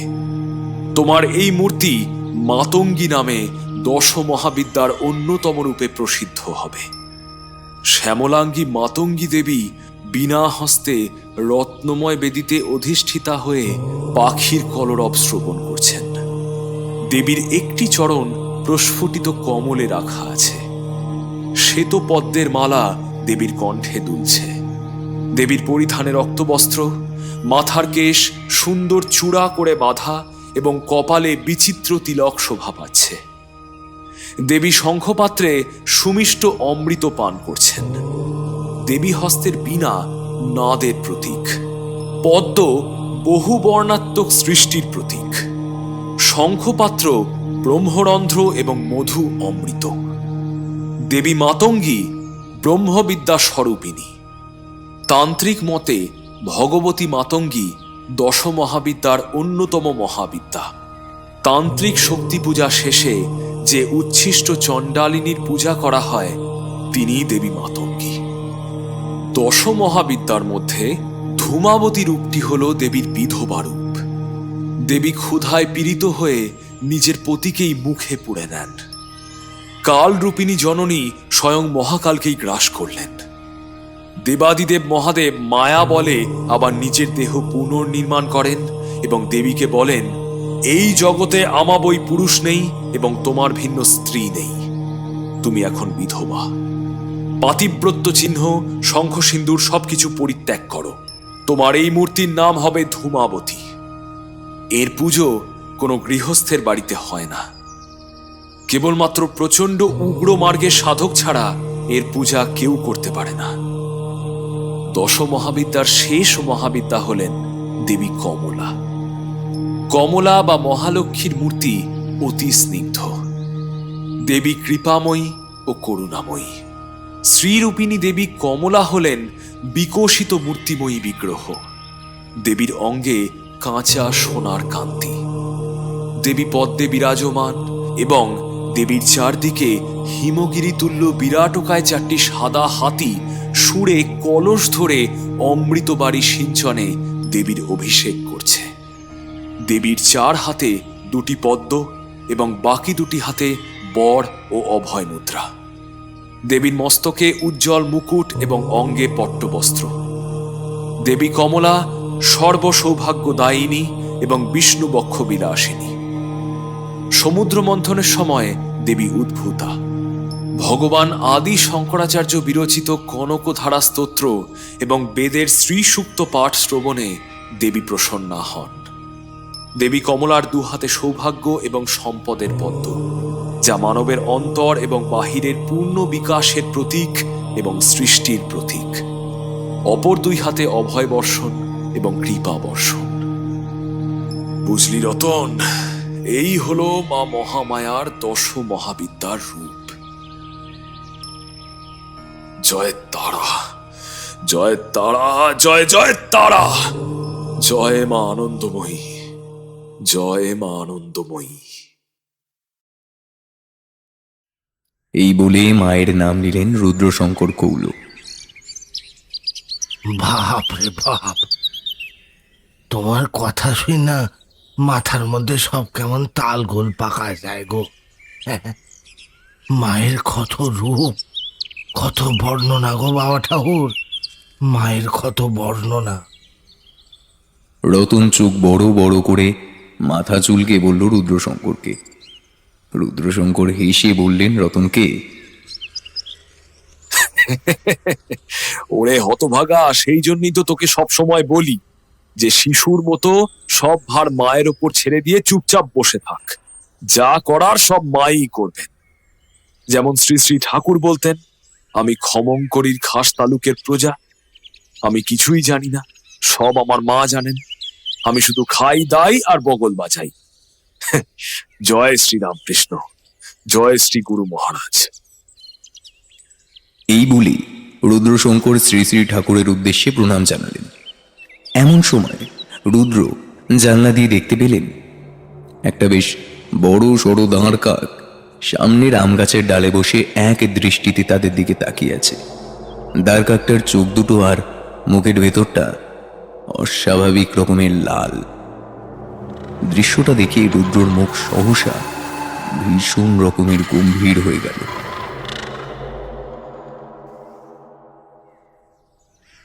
পরদিন সকালে জলখাবার খেয়ে হরসুন্দরের সাথে রুদ্র, রতন ও নায়েব গোপাল নস্কর চরণডাঙ্গাতে হরসুন্দরের পৈতৃক ভিটের উদ্দেশ্যে রওনা হলো। ফিটন গাড়িটা ঘণ্টা তিনেক পর রুদ্রশঙ্করদের নিয়ে চরণডাঙ্গা গ্রামে প্রবেশ সীমানায় উপস্থিত হলো। গ্রামে প্রবেশ করা মাত্র একটা গুমোট গরম দমকা হাওয়া অনুভূত হলো সবার। সারা গ্রাম বন জঙ্গল ও ঝোপঝাড়ে ছেয়ে আছে। গ্রামের একটা বাড়িও আর আস্ত নেই। গাছের ডালগুলোতে একটাও পাতা নেই। গাছগুলোতে সতেজতা কেউ যেন নিংড়ে নিয়েছে। পাতার বদলে প্রত্যেকটা গাছে কাকের দল বসে আছে। কাক ছাড়া আর কোনো পাখি নজর পড়ল না।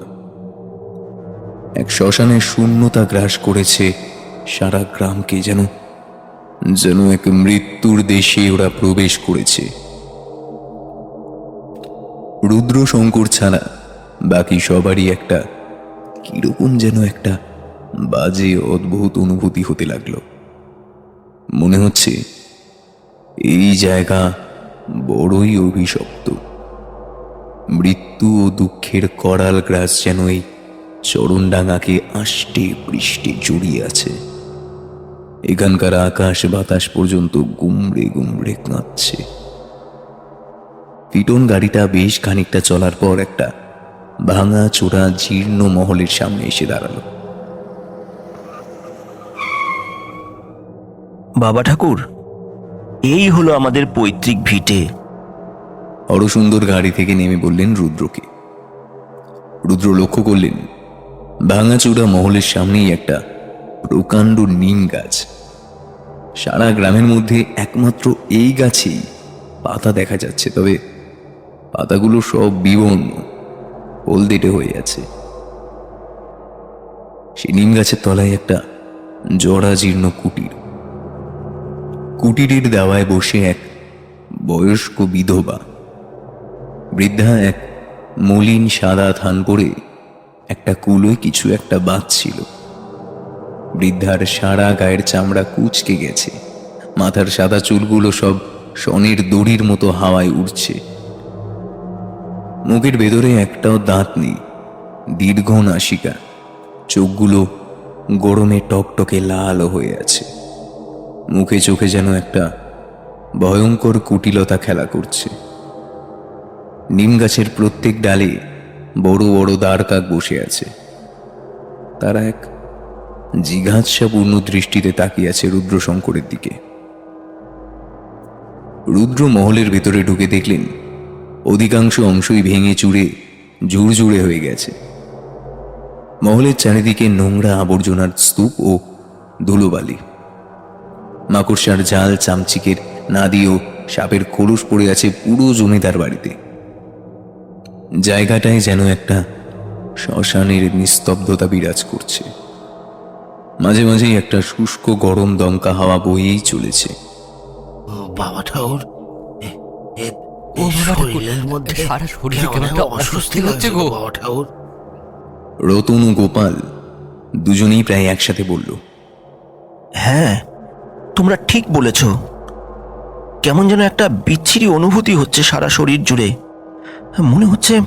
মনে হচ্ছে সারা শরীরে কেউ যেন লঙ্কা বাটা ডলে দিচ্ছে। হরসুন্দরও বলল রতনদের কথা শুনে।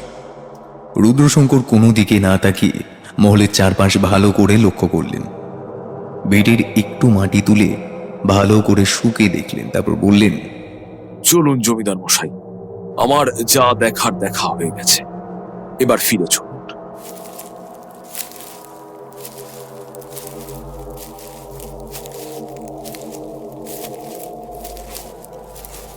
মহলের বাইরে এসে রুদ্র দেখলেন সেই বৃদ্ধা ঝুপড়ির সামনের মাটিতে এক রাশ চালের দানা ছড়িয়ে দিয়েছে, আর বড় বড় দ্বারকাকগুলো সেই চালের দানা কুটে কুটে খাচ্ছে।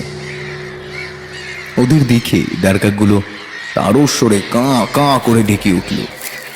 হরসুন্দর ও বাকিরা সামনে দাঁড়ানো ফিরন গাড়ির দিকে এগিয়ে গেল। রুদ্র একা সেই জীর্ণ কুটিরের দিকে পা বাড়ালেন। বাবা ঠাকুর আবার ওই পাগলির ঝুপড়ির দিকে কেন যাচ্ছেন? হরসুন্দর অবাক গলায় বলে উঠলেন রতনকে, বাবা ঠাকুরের মতি গতি বোঝা ভারী শক্ত গো জমিদার মশাই, ভারী শক্ত। রতন বিজ্ঞের গলায় বলল, মা বড্ড তেষ্টা পেয়েছে, একটু জল দেবে? রুদ্র হাসি মুখে বৃদ্ধার ঝুপড়ির সামনে এসে বললেন মহিলাকে, দূর হয়ে যা, এখানে কোনো জল টল পাবি নে, দূর হ। বৃদ্ধা রুদ্রকে দেখে খেকিয়ে উঠল। মাগো বড্ড তেষ্টা পেয়েছে, একটু জল দাও না।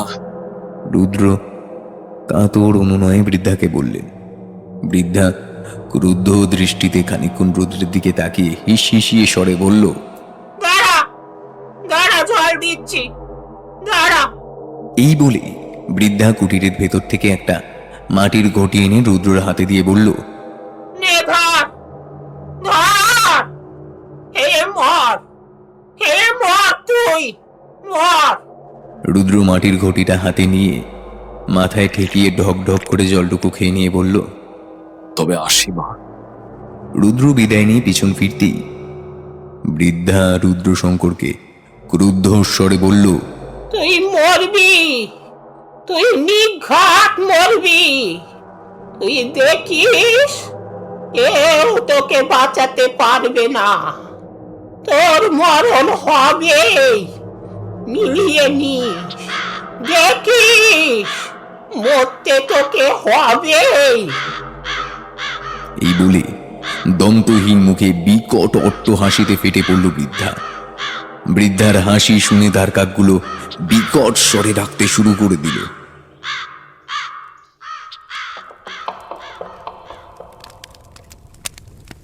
ঘোর অন্ধকারে এক নির্জন শ্মশানে যজ্ঞবেদীর সামনের মালসায় রাখা দুটো পোড়া শোল মাছ আর কারণের পাত্র, একটা তামার থালায় রক্ত জবার মালা, চন্দনের বাটি ও একটা ধারালো ছুরি।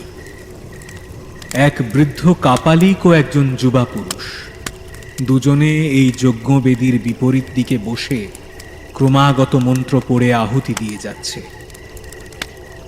দুজনেরই পরনে কৃষ্ণবর্ণ বস্ত্র ও গলায় নরমুণ্ডের মালা।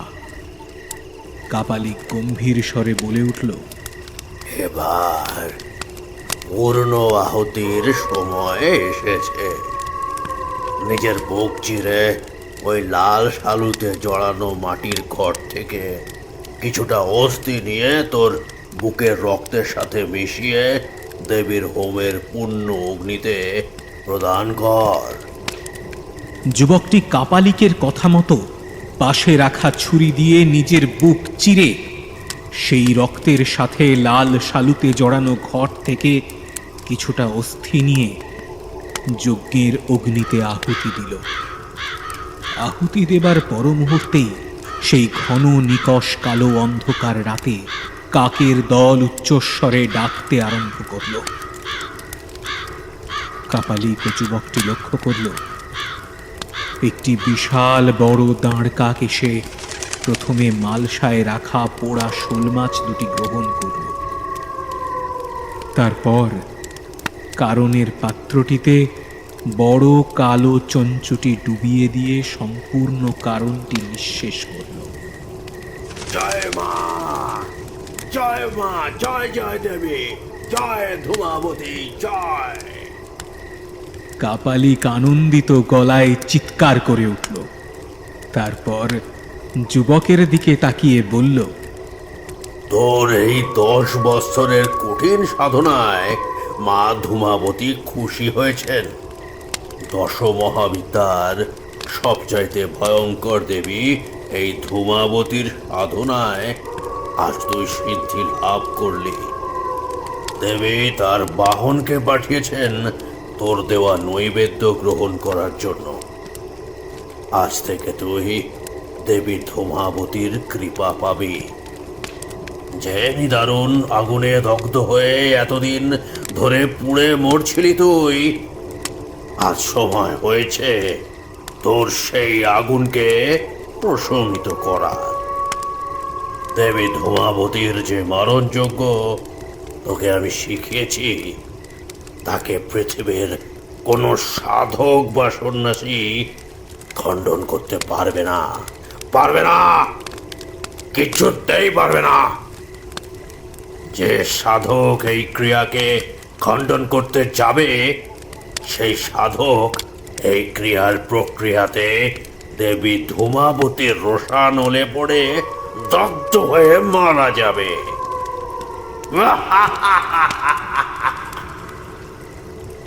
এই বলে কাপালিক প্রচণ্ড অট্টহাসিতে হেসে উঠল। যুবকটি কাপালিককে প্রণাম করে দেবী ধূমাবতীর উদ্দেশ্যে করজোড়ে প্রণাম নিবেদন করল।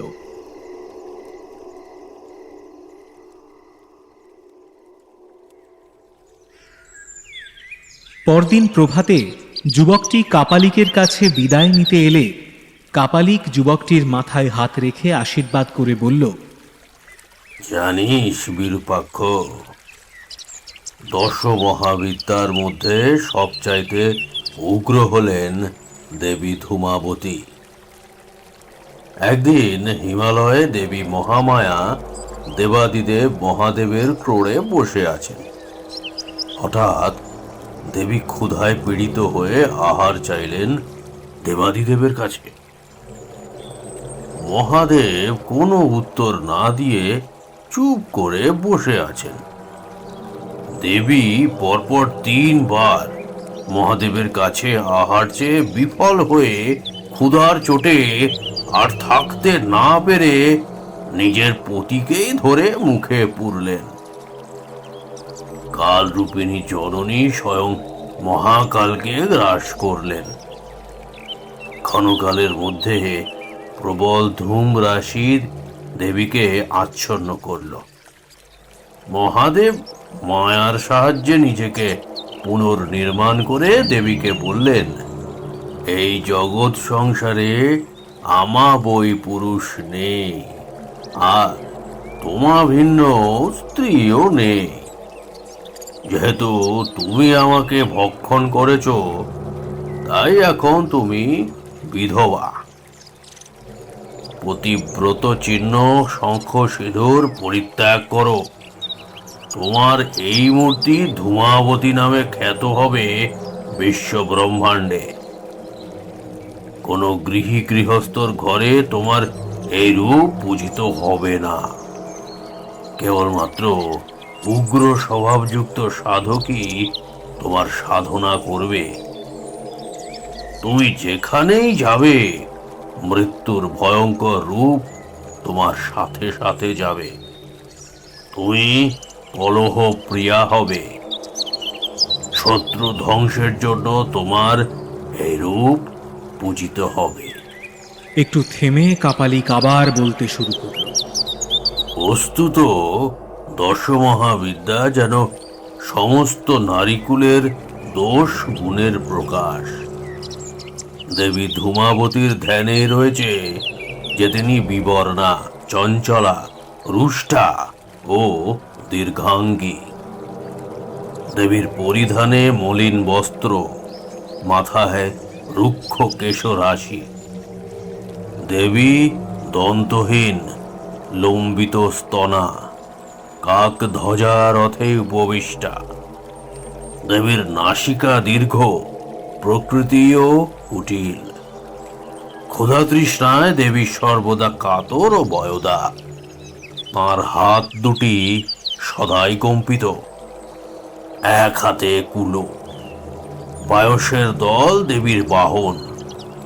দেবী ধূমাবতীকে মোক্ষদাত্রী না বলে মন্ত্রে একে অরিক্ষয়কর বলা হয়েছে। অর্থাৎ দেবী বহিঃশত্রু ও অন্তঃশত্রু উভয়কেই নাশ করেন। শুধুমাত্র উগ্র মার্গের সাধকই এর সাধনা করতে পারে। সাধারণ লোক বা গৃহস্থেরা এর পুজো করতে পারে না। কোনো গৃহীর বাড়িতে এর পুজো হয় না। শাস্ত্রে নিষেধ আছে। গুরু দক্ষিণা হিসেবে তোর কাছে শুধুমাত্র আমি একটি জিনিসই চাইব।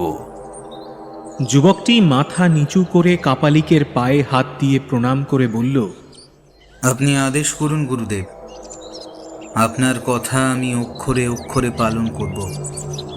তোর গর্ভবতী দিদির প্রতি যে ঘৃণ্য নিষ্ঠুর অবিচার করা হয়েছে এবং তোর বৃদ্ধ অসহায় বাবার উপরে যে নিদারুণ অত্যাচার হয়েছে, আমি শুধুমাত্র সেই কথা জেনে তবেই এই ভয়ানক মারণযজ্ঞ তোকে শিখিয়েছি। তাই আমার আদেশ, তুই শুধুমাত্র একবারই প্রয়োগ করবি এই মারণযজ্ঞ। এটাই আমার গুরু দক্ষিণা বলতে পারিস। এই বলে কাপালিক থামলেন। বেশ, তাই হবে গুরুদেব। এই মারণ যজ্ঞ শুধু আমি একবারই প্রয়োগ করব।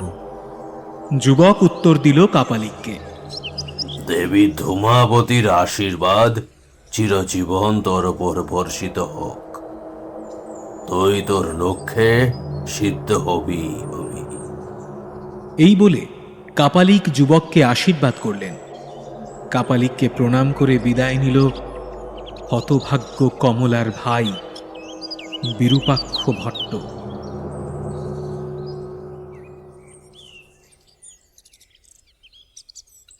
চরণডাঙ্গা থেকে ফিটন গাড়িতে করে ফেরার সময় সারা রাস্তা রুদ্রশঙ্কর একটাও কথা বললেন না। নতুন গ্রামে জমিদার বাড়িতে ফিরে হরসুন্দরকে বললেন, জমিদার মশাই, কাল অমাবস্যা।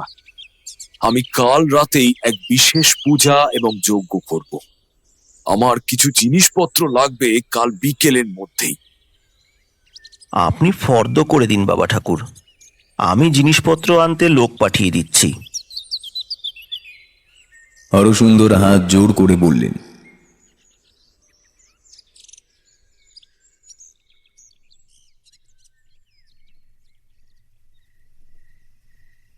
রাতে আহারের পর অতিথিশালার ঘরে তক্তপোষের উপরে বসে রুদ্রশঙ্কর কি যেন এক গভীর চিন্তা করছেন আর হুঁকো খাচ্ছেন। রতন তার বাবা ঠাকুরের শয্যা প্রস্তুত করে মাটিতে শতরঞ্চি পেতে নিজের বিছানা করছে। তার কাজ শেষ হলে রতনকে নিজের কাছে ডাকল রুদ্রশঙ্কর। আয় রতন, আমার কাছে আয়। আয়। রতন রুদ্রর কাছে এসে বলল, আজ্ঞা বাবা ঠাকুর, কিছু কইবা? মায়ের গান শুনবি রতন? হ্যাঁ বাবা ঠাকুর, সে আর কইতে। একান মিঠে করে মায়ের গান ধরো দিইনি। এই বলে রতন তক্তপোষের নিচে রুদ্রশঙ্করের মায়ের কাছে বসল। রুদ্রশঙ্কর রতনের মাথায় হাত বুলিয়ে দিয়ে ভাব বিহ্বল হয়ে গান ধরলেন।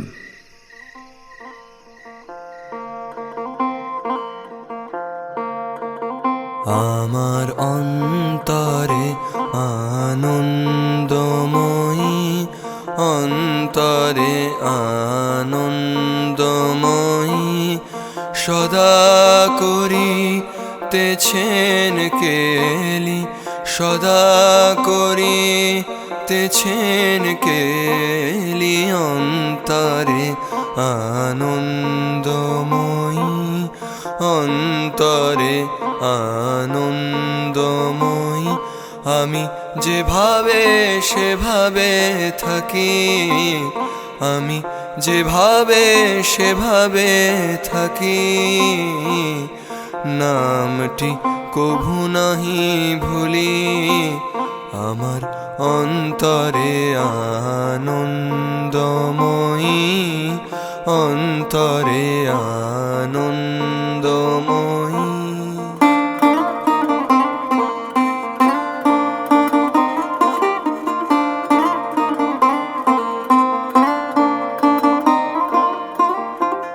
তুই আখি মুদিলে দেখি, অন্তরেতে মুন্ড মালি, বিষয় বুদ্ধি হইলে হত,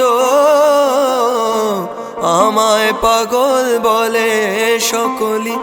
আমায় লোকে যা বলে বলুক তারা, অন্তে যেন পাই পাগলি। লোকে যা বলে বলুক তারা, অন্তে যেন পাই পাগলি। অন্তরে আনন্দময়ী, অন্তরে আনন্দময়ী।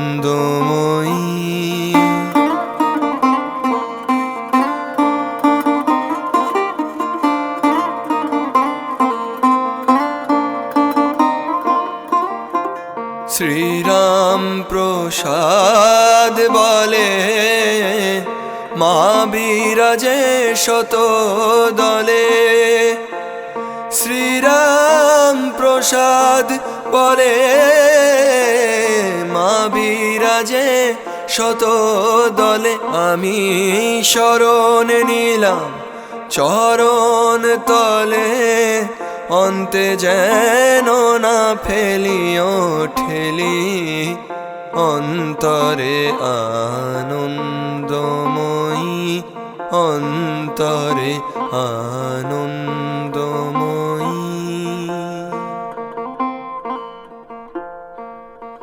জয় তারা, জয় জয় তারা, জয় মা আনন্দময়ী, জয় মা আনন্দময়ী। মায়ের গান শেষ হলে রুদ্রশঙ্কর অশ্রুসজল চোখে ভাব বিহ্বল গলায় রতনকে বললেন, রতন, আমি যদি কোনোদিন না থাকি, তাহলে আমার অন্তে আমার সমস্ত সাধনার জিনিসপত্র আমার ঝুলির সাথে তুই নদীতে বিসর্জন দিয়ে দিবি। আর এই নে। বলে রুদ্র নিজের গলার দুটো রুদ্রাক্ষের মালার মধ্যে একটা রতনকে দিয়ে বললেন, এটা আজ তোকে আমি দিলাম, এটা খুব যত্ন করে রাখবি নিজের কাছে। তোকে মায়ের যে মন্ত্র দিয়েছি, সেই জপের মন্ত্র আজ থেকে এই রুদ্রাক্ষের মালায় করবি। আর শোন, আমি না থাকলে তুই সুখচরে মা করুণাময়ীর মন্দিরেই বাকি জীবনটা কাটাবি, কেমন? এই বলে সহজ সরল রতনকে রুদ্রশঙ্কর আশীর্বাদ করে বললেন, আমি তোকে আশীর্বাদ করছি রে রতন। মায়ের কৃপায় শেষ বয়সে তোর সব পাপ কেটে যাবে, তুই ওই রাঙা চরণে স্থান পাবি। জয় তারা, জয় জয় তারা, জয় মা আনন্দময়ী, জয় মা আনন্দময়ী। রুদ্রশঙ্কর ভাবগম্ভীর স্বরে মায়ের নাম নিলেন। তোমার কি হয়েছে গদি বাবা ঠাকুর? হ্যাঁ, সেই সেই স্মরণ ডাকা থেকে আসা স্তক তুমি কেমন যেন পাল্টে গেছো বাবা ঠাকুর। রাতেও সেরকম কিছু খেলে না, সারাক্ষণই কি যেন এক চিন্তা করে চলেছ তো। হ্যাঁ, তোমার চোখ মুখ কিন্তু আবার ভালো ঠেকতেছে না গো বাবা ঠাকুর। তখন দিয়ে কি এত ভাবদাস, একটু কইবা আমারে? রতন অনুযোগের সুরে বলল রুদ্রশঙ্করকে। না রে, এমনি মনে হলো, তাই তোকে কথাগুলো বললাম। নে শুয়ে পড় দেখি, অনেক রাত হলো। রুদ্রশঙ্কর এসে বললেন রতনকে। সত্যি গো বাবা ঠাকুর, তোমার মতি গতি এতদিনেও আমি বুঝতে পারলাম না গো বাবা ঠাকুর। সহজ সরল রতন নিজের মাদুরে শুয়ে আপন মনেই বলছে। রুদ্রশঙ্কর মায়ের পটের সামনে ধ্যানে বসলেন। আজ সারা রাত রুদ্রের ধ্যানেই কেটে যাবে।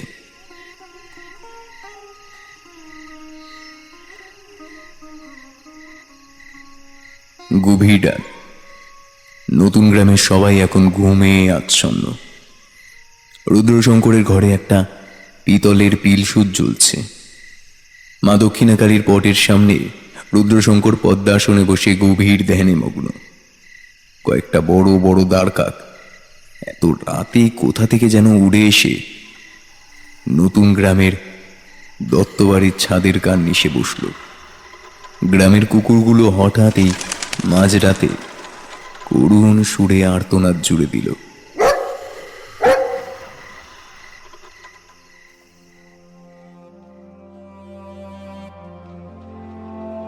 পায়রাডাঙ্গার বিরূপাক্ষ ভট্ট ছোট থেকেই খুব কোমল এবং শান্ত স্বভাবের ছেলে। এই সংসারে বাবা ও দিদি কমলা ছাড়া তার আর কেউ নেই। নবদ্বীপ থেকে ন্যায়শাস্ত্রে পারঙ্গম হয়ে সে কয়েক বছর হলো নিজের গ্রামে ফিরে টোল খুলেছে। খুব ছোটবেলায় মা মারা যাওয়ার পর থেকে দিদি কমলাই তাকে মায়ের মতো করে আগলে রেখেছে। দিদি কমলাকে বিরূপাক্ষ তাই মাতৃজ্ঞানেই দেখে। মাসখানেক আগে তাদের গ্রামে খবর আসে তার ভগ্নিপতির দেহাবসান হয়েছে। তাই তার বাবা দিদিকে শ্বশুরবাড়ি থেকে নিয়ে আসতে গেছে। দিদি কই বাবা? আর তোমার এই কি হাল হয়েছে শরীরের? যুবক বিরূপাক্ষ ভট্ট বাবার বিধ্বস্ত অবস্থা দেখে জিজ্ঞেস করল। বৃদ্ধ রামতারক ভট্ট অঝরে কাঁদতে কাঁদতে কমলার শেষ পরিণতির কথা জানালেন নিজের একমাত্র পুত্রকে। এরপর 3 দিনের মধ্যে রামতারক অপমান ও নিদারুণ শোকের জ্বালায় প্রাণ ত্যাগ করলেন। বাবা ও দিদির এরকম মৃত্যু শান্ত কোমল বিরূপাক্ষকে ভয়ঙ্করভাবে আঘাত করল। বিরূপাক্ষর মন প্রতিহিংসার অনলে দাউ দাউ করে পুড়তে লাগল। বিরূপাক্ষ প্রতিজ্ঞা করল নৃসিংহ দত্তের বংশকে সে ছাড়খাড় করেই ছাড়বে। বাবার শ্রাদ্ধ শান্তি হয়ে গেলে এক বুক জ্বলন্ত আগুন ও দিদি কমলার অস্থি নিয়ে বিরূপাক্ষ একদিন গৃহত্যাগ করল। মাস 6 বাদে সে উপস্থিত হল কামরূপের মহাকালেশ্বর বাবার আশ্রমে। মহাকালেশ্বর ছিলেন দেবী ধূমাবতীর সিদ্ধ উপাসক। বিরূপাক্ষ তাঁর কাছে এসে সব খুলে বলল। সব শুনে মহাকালেশ্বর নিজের শিষ্য ক্ষেমাকে পাঠালেন ঘটনার সত্যতা যাচাই করতে। কয়েক মাস পর ক্ষেমা এসে মহাকালেশ্বরকে বলল সমস্ত ঘটনা। সব শুনে মহাকালেশ্বর রাজি হলেন বিরূপাক্ষকে দেবী ধূমাবতীর মারণ যজ্ঞের সাধনা শেখাতে।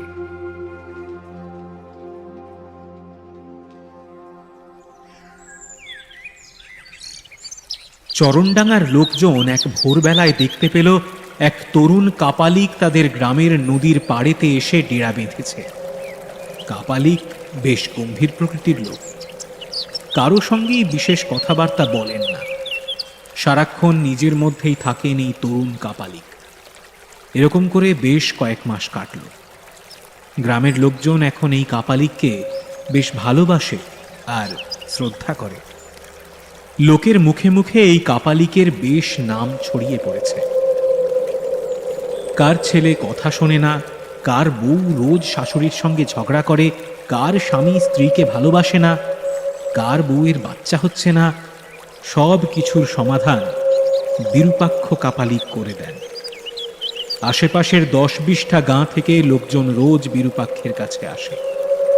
বিরূপাক্ষ কাউকে ফেরায় না, সবাইকে সে তার সাধ্যমতো সাহায্য করে। বিনিময়ে সে কোনো কিছুই চায় না, বিরূপাক্ষের কোনো চাহিদা নেই।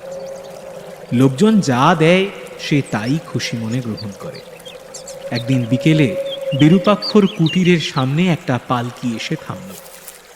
পালকি থেকে নামলেন জমিদার নৃসিংহ দত্তের স্ত্রী বিন্দুবাসী।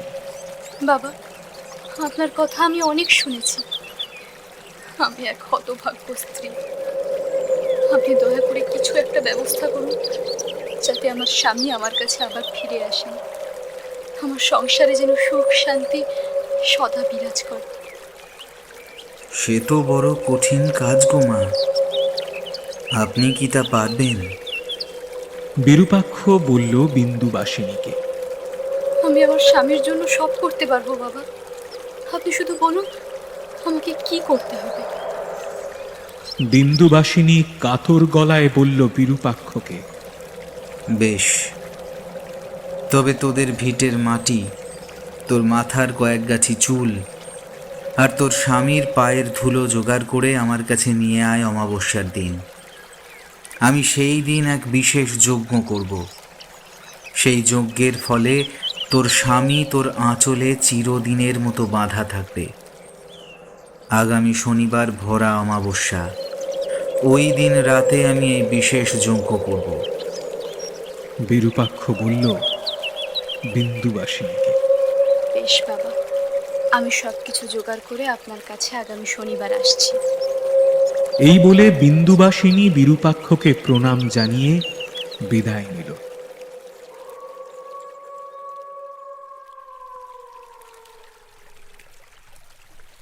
চারিদিকে নিস্তব্ধ অন্ধকার, নদীর জলের স্রোতের শব্দ ছাড়া আর কিছুই শোনা যাচ্ছে না। বিরূপাক্ষের কুটিরের সামনে একটি হোমযজ্ঞ অনুষ্ঠিত হচ্ছে।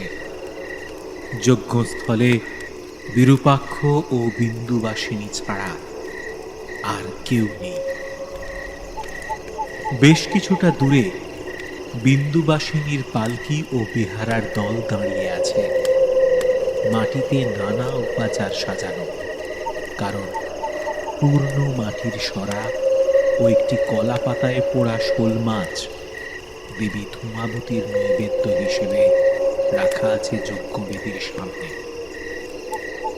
তোকে যা যা আনতে বলেছিলাম সব জোগাড় করে এনেছিস তো? বিরূপাক্ষ প্রশ্ন করল সামনে বসা বিন্দুবাসিনীকে। হ্যাঁ বাবা, এই নিন আমাদের ভিটের মাটি, আমার মাথার চুল আর আমার স্বামীর পায়ের ধুলো। এই বলে একটা ছোট্ট পুঁটুলি বিরূপাক্ষের হাতে তুলে দিল বিন্দুবাসিনী। পুঁটুলিটা হাতে নিয়ে বিরূপাক্ষের চোখে মুখে একটা কুটিল হাসি খেলে গেল। বিন্দুবাসিনীর আনা সমস্ত জিনিস যজ্ঞের আগুনে আহুতি দিয়ে নিজের হাতের রক্ত ও কমলার কিছুটা অস্থি সেই মারণ যজ্ঞে প্রদান করল বিরূপাক্ষ। কিছুক্ষণ বাদে একটা দাঁড়কাক এসে নৈবেদ্যের পোড়া শোল মাছটি এবং মাটির সরায় রাখা কারণ গ্রহণ করল। যা, তোর মনস্কামনা পূর্ণ হলো। দেবী ধূমাবতীর বাহন এসে এই নৈবেদ্য গ্রহণ করেছে।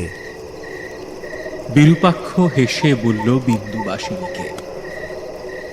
যজ্ঞের ভস্য একটা কলা পাতায় মুড়ে বিন্দুবাসিনীর হাতে দিয়ে বিরূপাক্ষ বলল, এই পবিত্র ভস্য তোর ভিটের চারিদিকে ছড়িয়ে দিবি, আর একটু ভস্য কারণের সাথে তোর স্বামীকে পান করাবি একবার। দেখবি তোর স্বামী যতদিন বেঁচে থাকবে ততদিন তোর আঁচলে বাঁধা থাকবে।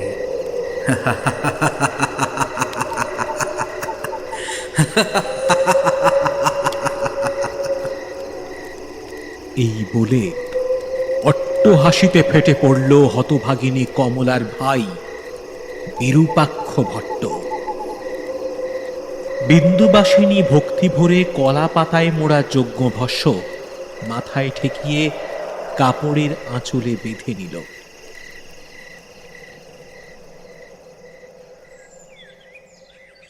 পরদিন সকালে চরণডাঙ্গার লোকজন দেখল বিরূপাক্ষ কাপালিকের কুটির ফাঁকা। বিরূপাক্ষ চরণডাঙ্গা ছেড়ে চলে গিয়েছে। 3 দিন পর বিন্দুবাসিনী লক্ষ্য করল তার স্বামী নৃসিংহ দত্তের সারা গায়ে লাল চাকা চাকা দাগ ফুটে উঠেছে। চরণডাঙ্গার জমিদার বাড়ির কার্নিশে অনেকগুলো দাঁড়কাক বসে তারস্বরে চিৎকার করে যাচ্ছে।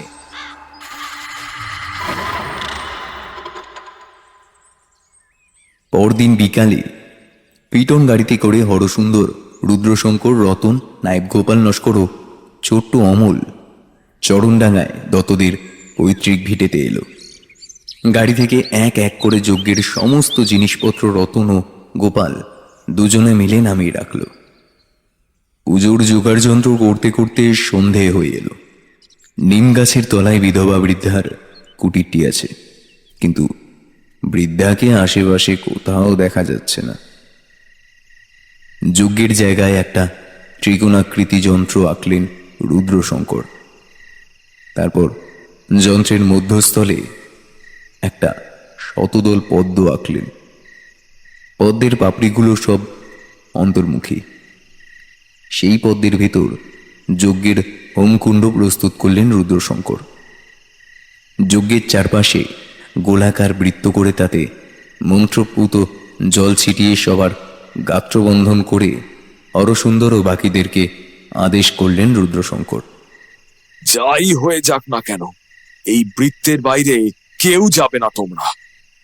তারপর ছোট্ট অমলের গলায় মা মহামায়ার মন্ত্র পড়ে একটা একমুখী রুদ্রাক্ষ পরিয়ে দিলেন রুদ্রশঙ্কর। নিজের আসনে বসে রুদ্রশঙ্কর প্রথমে দেবাদিদেব মহাদেব ও দেবী দক্ষিণাকালীকে স্মরণ করে যজ্ঞে পবিত্র অগ্নিসংযোগ করলেন। প্রথমে মহাদেবের স্তব শুরু করলেন রুদ্রশঙ্কর। তব তত্ত্বং না জানামি কীদৃশি মহেশ্বর, যাদৃশম্ভবং মহাদেব তাদৃশায় নমো নমঃ। এর অর্থ, হে মহাদেব, তোমার তত্ত্ব জানি না, তুমি কেমন তাহাও আমি জানি না, আমি তোমার চরণে 100 কোটি প্রণাম জানাই। এরপর রুদ্রশঙ্কর শ্রী শ্রী মহাকালীকে স্মরণ করলেন। ওম খর্গং চক্র গদেষু চাপ পরিখ্যান শূলং ভূষণ্ডিং শিরা শঙ্খং সন্দধতিং করৈস্ত্রিনয়নাং সর্বাঙ্গ ভূষাবৃতম নীলাশ্ম দ্যুতি মাস্য পাদদশকং সেবে মহাকালিকং জামস্তৌচ্ছয়তে হরৌ কমলজো হন্তং মধুম কৈটভম। অর্থাৎ যিনি 10 হস্তে খড়গ, চক্র, গলা, তীর, ধনু, লঘুর, শঙ্খ, শূল, ভূষণ্ডী ও নরমুণ্ড ধারণ করেন, যিনি ত্রিনয়না, যাহার সর্বাঙ্গ অলঙ্কারের আবৃত এবং নীলকান্ত মণিতুল্য প্রভাব বিশিষ্ট, তার 10টি মুখ ও 10টি পদ। বিষ্ণু যোগ নিদ্রাগত হইলে মধু ও কৈটব নামক অসুরদ্বয় বিনাশের জন্য ব্রহ্মা যাহার স্তব করিয়াছিলেন, আমি সেই মা কালীর ধ্যান করি।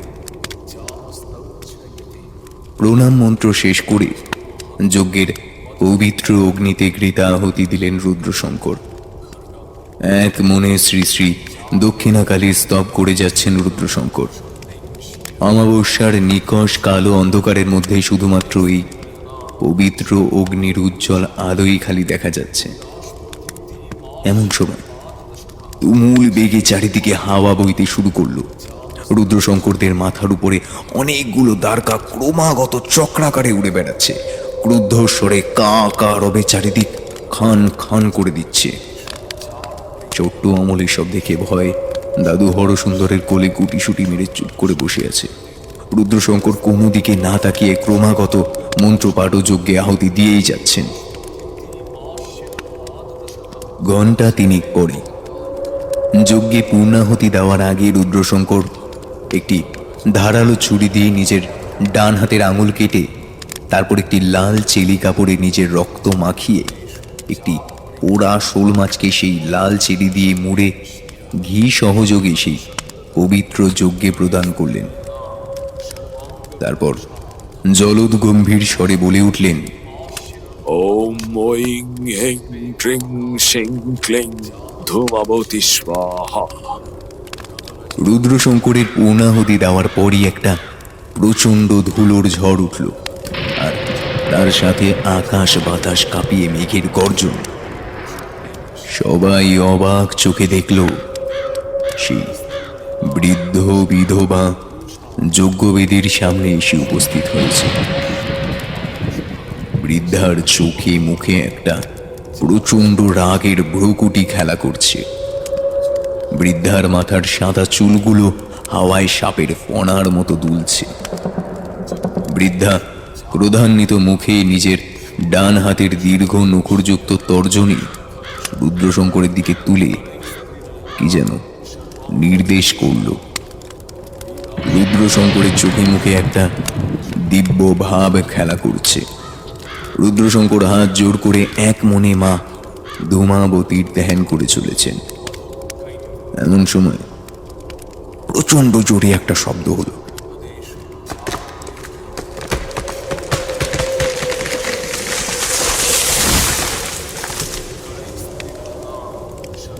সবাই অবাক হয়ে তাকিয়ে দেখল বড় নিম গাছটা মড়মড় করে ভেঙে পড়ল। নিম গাছটি ভেঙে পড়তেই সে বৃদ্ধা ও দ্বারকাকের দল যজ্ঞস্থল থেকে অন্তর্হিত হল। সবাই হতবাক হয়ে দেখল যজ্ঞবেদীর সামনে পদ্মাসনে বসা রুদ্রশঙ্করের দেহটি ধীরে ধীরে একদিকে কাত হয়ে পড়ে গেল। রতন আর্তনাদ করে বলে উঠল, বাবা ঠাকুর!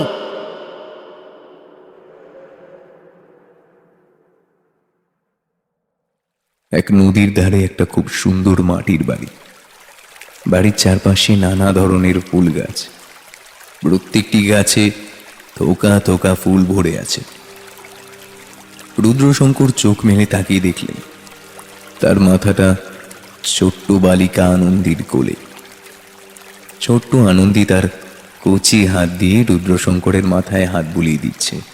হ্যাঁ রে মা, আমি কোথায়? রুদ্র আচ্ছন্ন গলায় কোনো মতে চোখ খুলে জিজ্ঞেস করলেন ছোট্ট আনন্দীকে। তোমার শরীর খারাপ হয়েছিল তো, তাই আমি তোমাকে বাড়ি নিয়ে এসেছি। এখন এই ওষুধটুকু খেয়ে নাও তো বাপু, আমার মেলা কাজ পড়ে আছে। এই বলে ছোট্ট আনন্দী একটা ক্ষুদ্র পিতলের বাটি রুদ্রশঙ্করের মুখের সামনে ধরল। রুদ্রশঙ্কর কোনো রকমে বাটির ভেতরে রাখা তরলটি আস্তে আস্তে গলার্ধ গরম করলেন। বাটির তরলটি খাওয়া মাত্র রুদ্রর সারা শরীরে মনে এক অপরিসীম আনন্দ ও প্রশান্তি নেমে এলো। রুদ্রশঙ্কর অস্ফুট স্বরে বলে উঠলেন, আহ মা, মা গো মা। রুদ্রর দুই চোখ ঘুমে বুজে আসছে। ছোট্ট আনন্দীর কোলে মাথা রেখে অঘরে ঘুমিয়ে পড়ল মায়ের বেটা রুদ্রশঙ্কর কৌল। এই তো এই তো বাবা ঠাকুর চোখ মেলে চেয়েছেন। হরসুন্দর আনন্দিত গলায় বলে উঠলেন। রুদ্রশঙ্কর ধীরে ধীরে চোখ মেলে তাকিয়ে দেখলেন তিনি হরসুন্দর দত্তের ঘরে পালঙ্কে শুয়ে আছেন। হরসুন্দর ও বাকি সবাই উদ্বিগ্ন চোখে তার সামনে দাঁড়িয়ে আছে। যাক, ঈশ্বরের কৃপায় এবারের মতো বিপদ কেটে গেছে। বৃদ্ধ কবিরাজ রুদ্রশঙ্করের হাতের কবজি ধরে বলে উঠলেন। রতন পালঙ্কের একটা ধারে দাঁড়িয়ে সমানে চোখের জল মুছে যাচ্ছে। রুদ্রশঙ্কর এই 5 দিন অচৈতন্য হয়ে জমের সাথে লড়াই করছিলেন। কবিরাজ হাত তুলে বলে দিয়েছিলেন বাঁচার কোনো আশাই নেই, সব এখন ঈশ্বরের হাতে। অবশেষে 5 দিনের মাথায় রুদ্রশঙ্কর চোখ মেলে তাকালেন। আরো কয়েকটা দিন নতুন গ্রামে কাটিয়ে হরসুন্দর দত্ত ও মোক্ষদা সুন্দরী দেবীর কাছ থেকে বিদায় নিলেন রুদ্রশঙ্কর। হরসুন্দর ও তার স্ত্রী দুজনেই রুদ্রর পায়ে প্রণাম করে বললেন, বাবা ঠাকুর, আপনি আমাদের জন্য যা করলেন তার ঋণ আমরা এই জন্মে শোধ করতে পারবো না। শুধুমাত্র আপনার জন্যই এই দত্ত বংশ এই অভিশাপের হাত থেকে বাঁচল। এ তো আমার কর্তব্য ছিল, আর আমি কিছুই করিনি, সব আমার মা করেছেন। জয় তারা, জয় জয় তারা, জয় মা আনন্দময়ী। এই বলে রুদ্রশঙ্কর মায়ের নাম নিলেন। সবার কাছে বিদায় নিয়ে রুদ্রশঙ্কর ও রতন নৌকোয় চেপে সুখচরের দিকে রওনা দিল। এইবারে আমি কিন্তু তোমার অবস্থা দেখে খুব ভয় পাইছিলাম গো বাবা ঠাকুর। তুমি ছাড়া এই জগতে আমার কেউ নাই, কেউ নাই গো বাবা ঠাকুর, আর কেউ নাই, আর কেউ নাই গো বাবা ঠাকুর, বাবা ঠাকুর। এই বলে রতন হাউ হাউ করে বাচ্চাদের মতো কাঁদতে লাগলো। রুদ্রশঙ্কর হেসে রতনের মাথায় হাত বুলিয়ে দিয়ে নিজের দোতারাটা তুলে নিয়ে বললেন, মায়ের গান শুনবি রতন? রুদ্রশঙ্কর গান ধরলেন। আমার অন্তরে আনন্দময়ী, অন্তরে আনন্দময়ী, সদা করিতেছেন কেলি, সদা করিতেছেন কেলি, অন্তরে আনন্দময়ী, অন্তরে আনন্দ।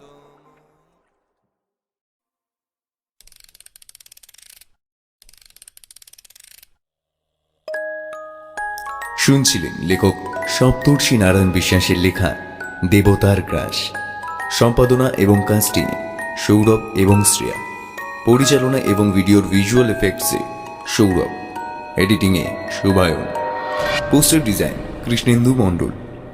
আমাদের গল্পটি ভালো লেগে থাকলে লাইক করে দেবেন এবং আপনাদের মূল্যবান মতামত কমেন্টে জানাতে ভুলবেন না। আরও নতুন নতুন গল্প শুনতে চ্যানেলটি সাবস্ক্রাইব করে পাশে থাকা বেল আইকনটি প্রেস করে দেবেন, যাতে নতুন কোনো গল্প এলে তা সরাসরি সবার আগে পৌঁছে যায় আপনার কাছে। শুনতে থাকুন মিডনাইট ফ্যান্টাসি।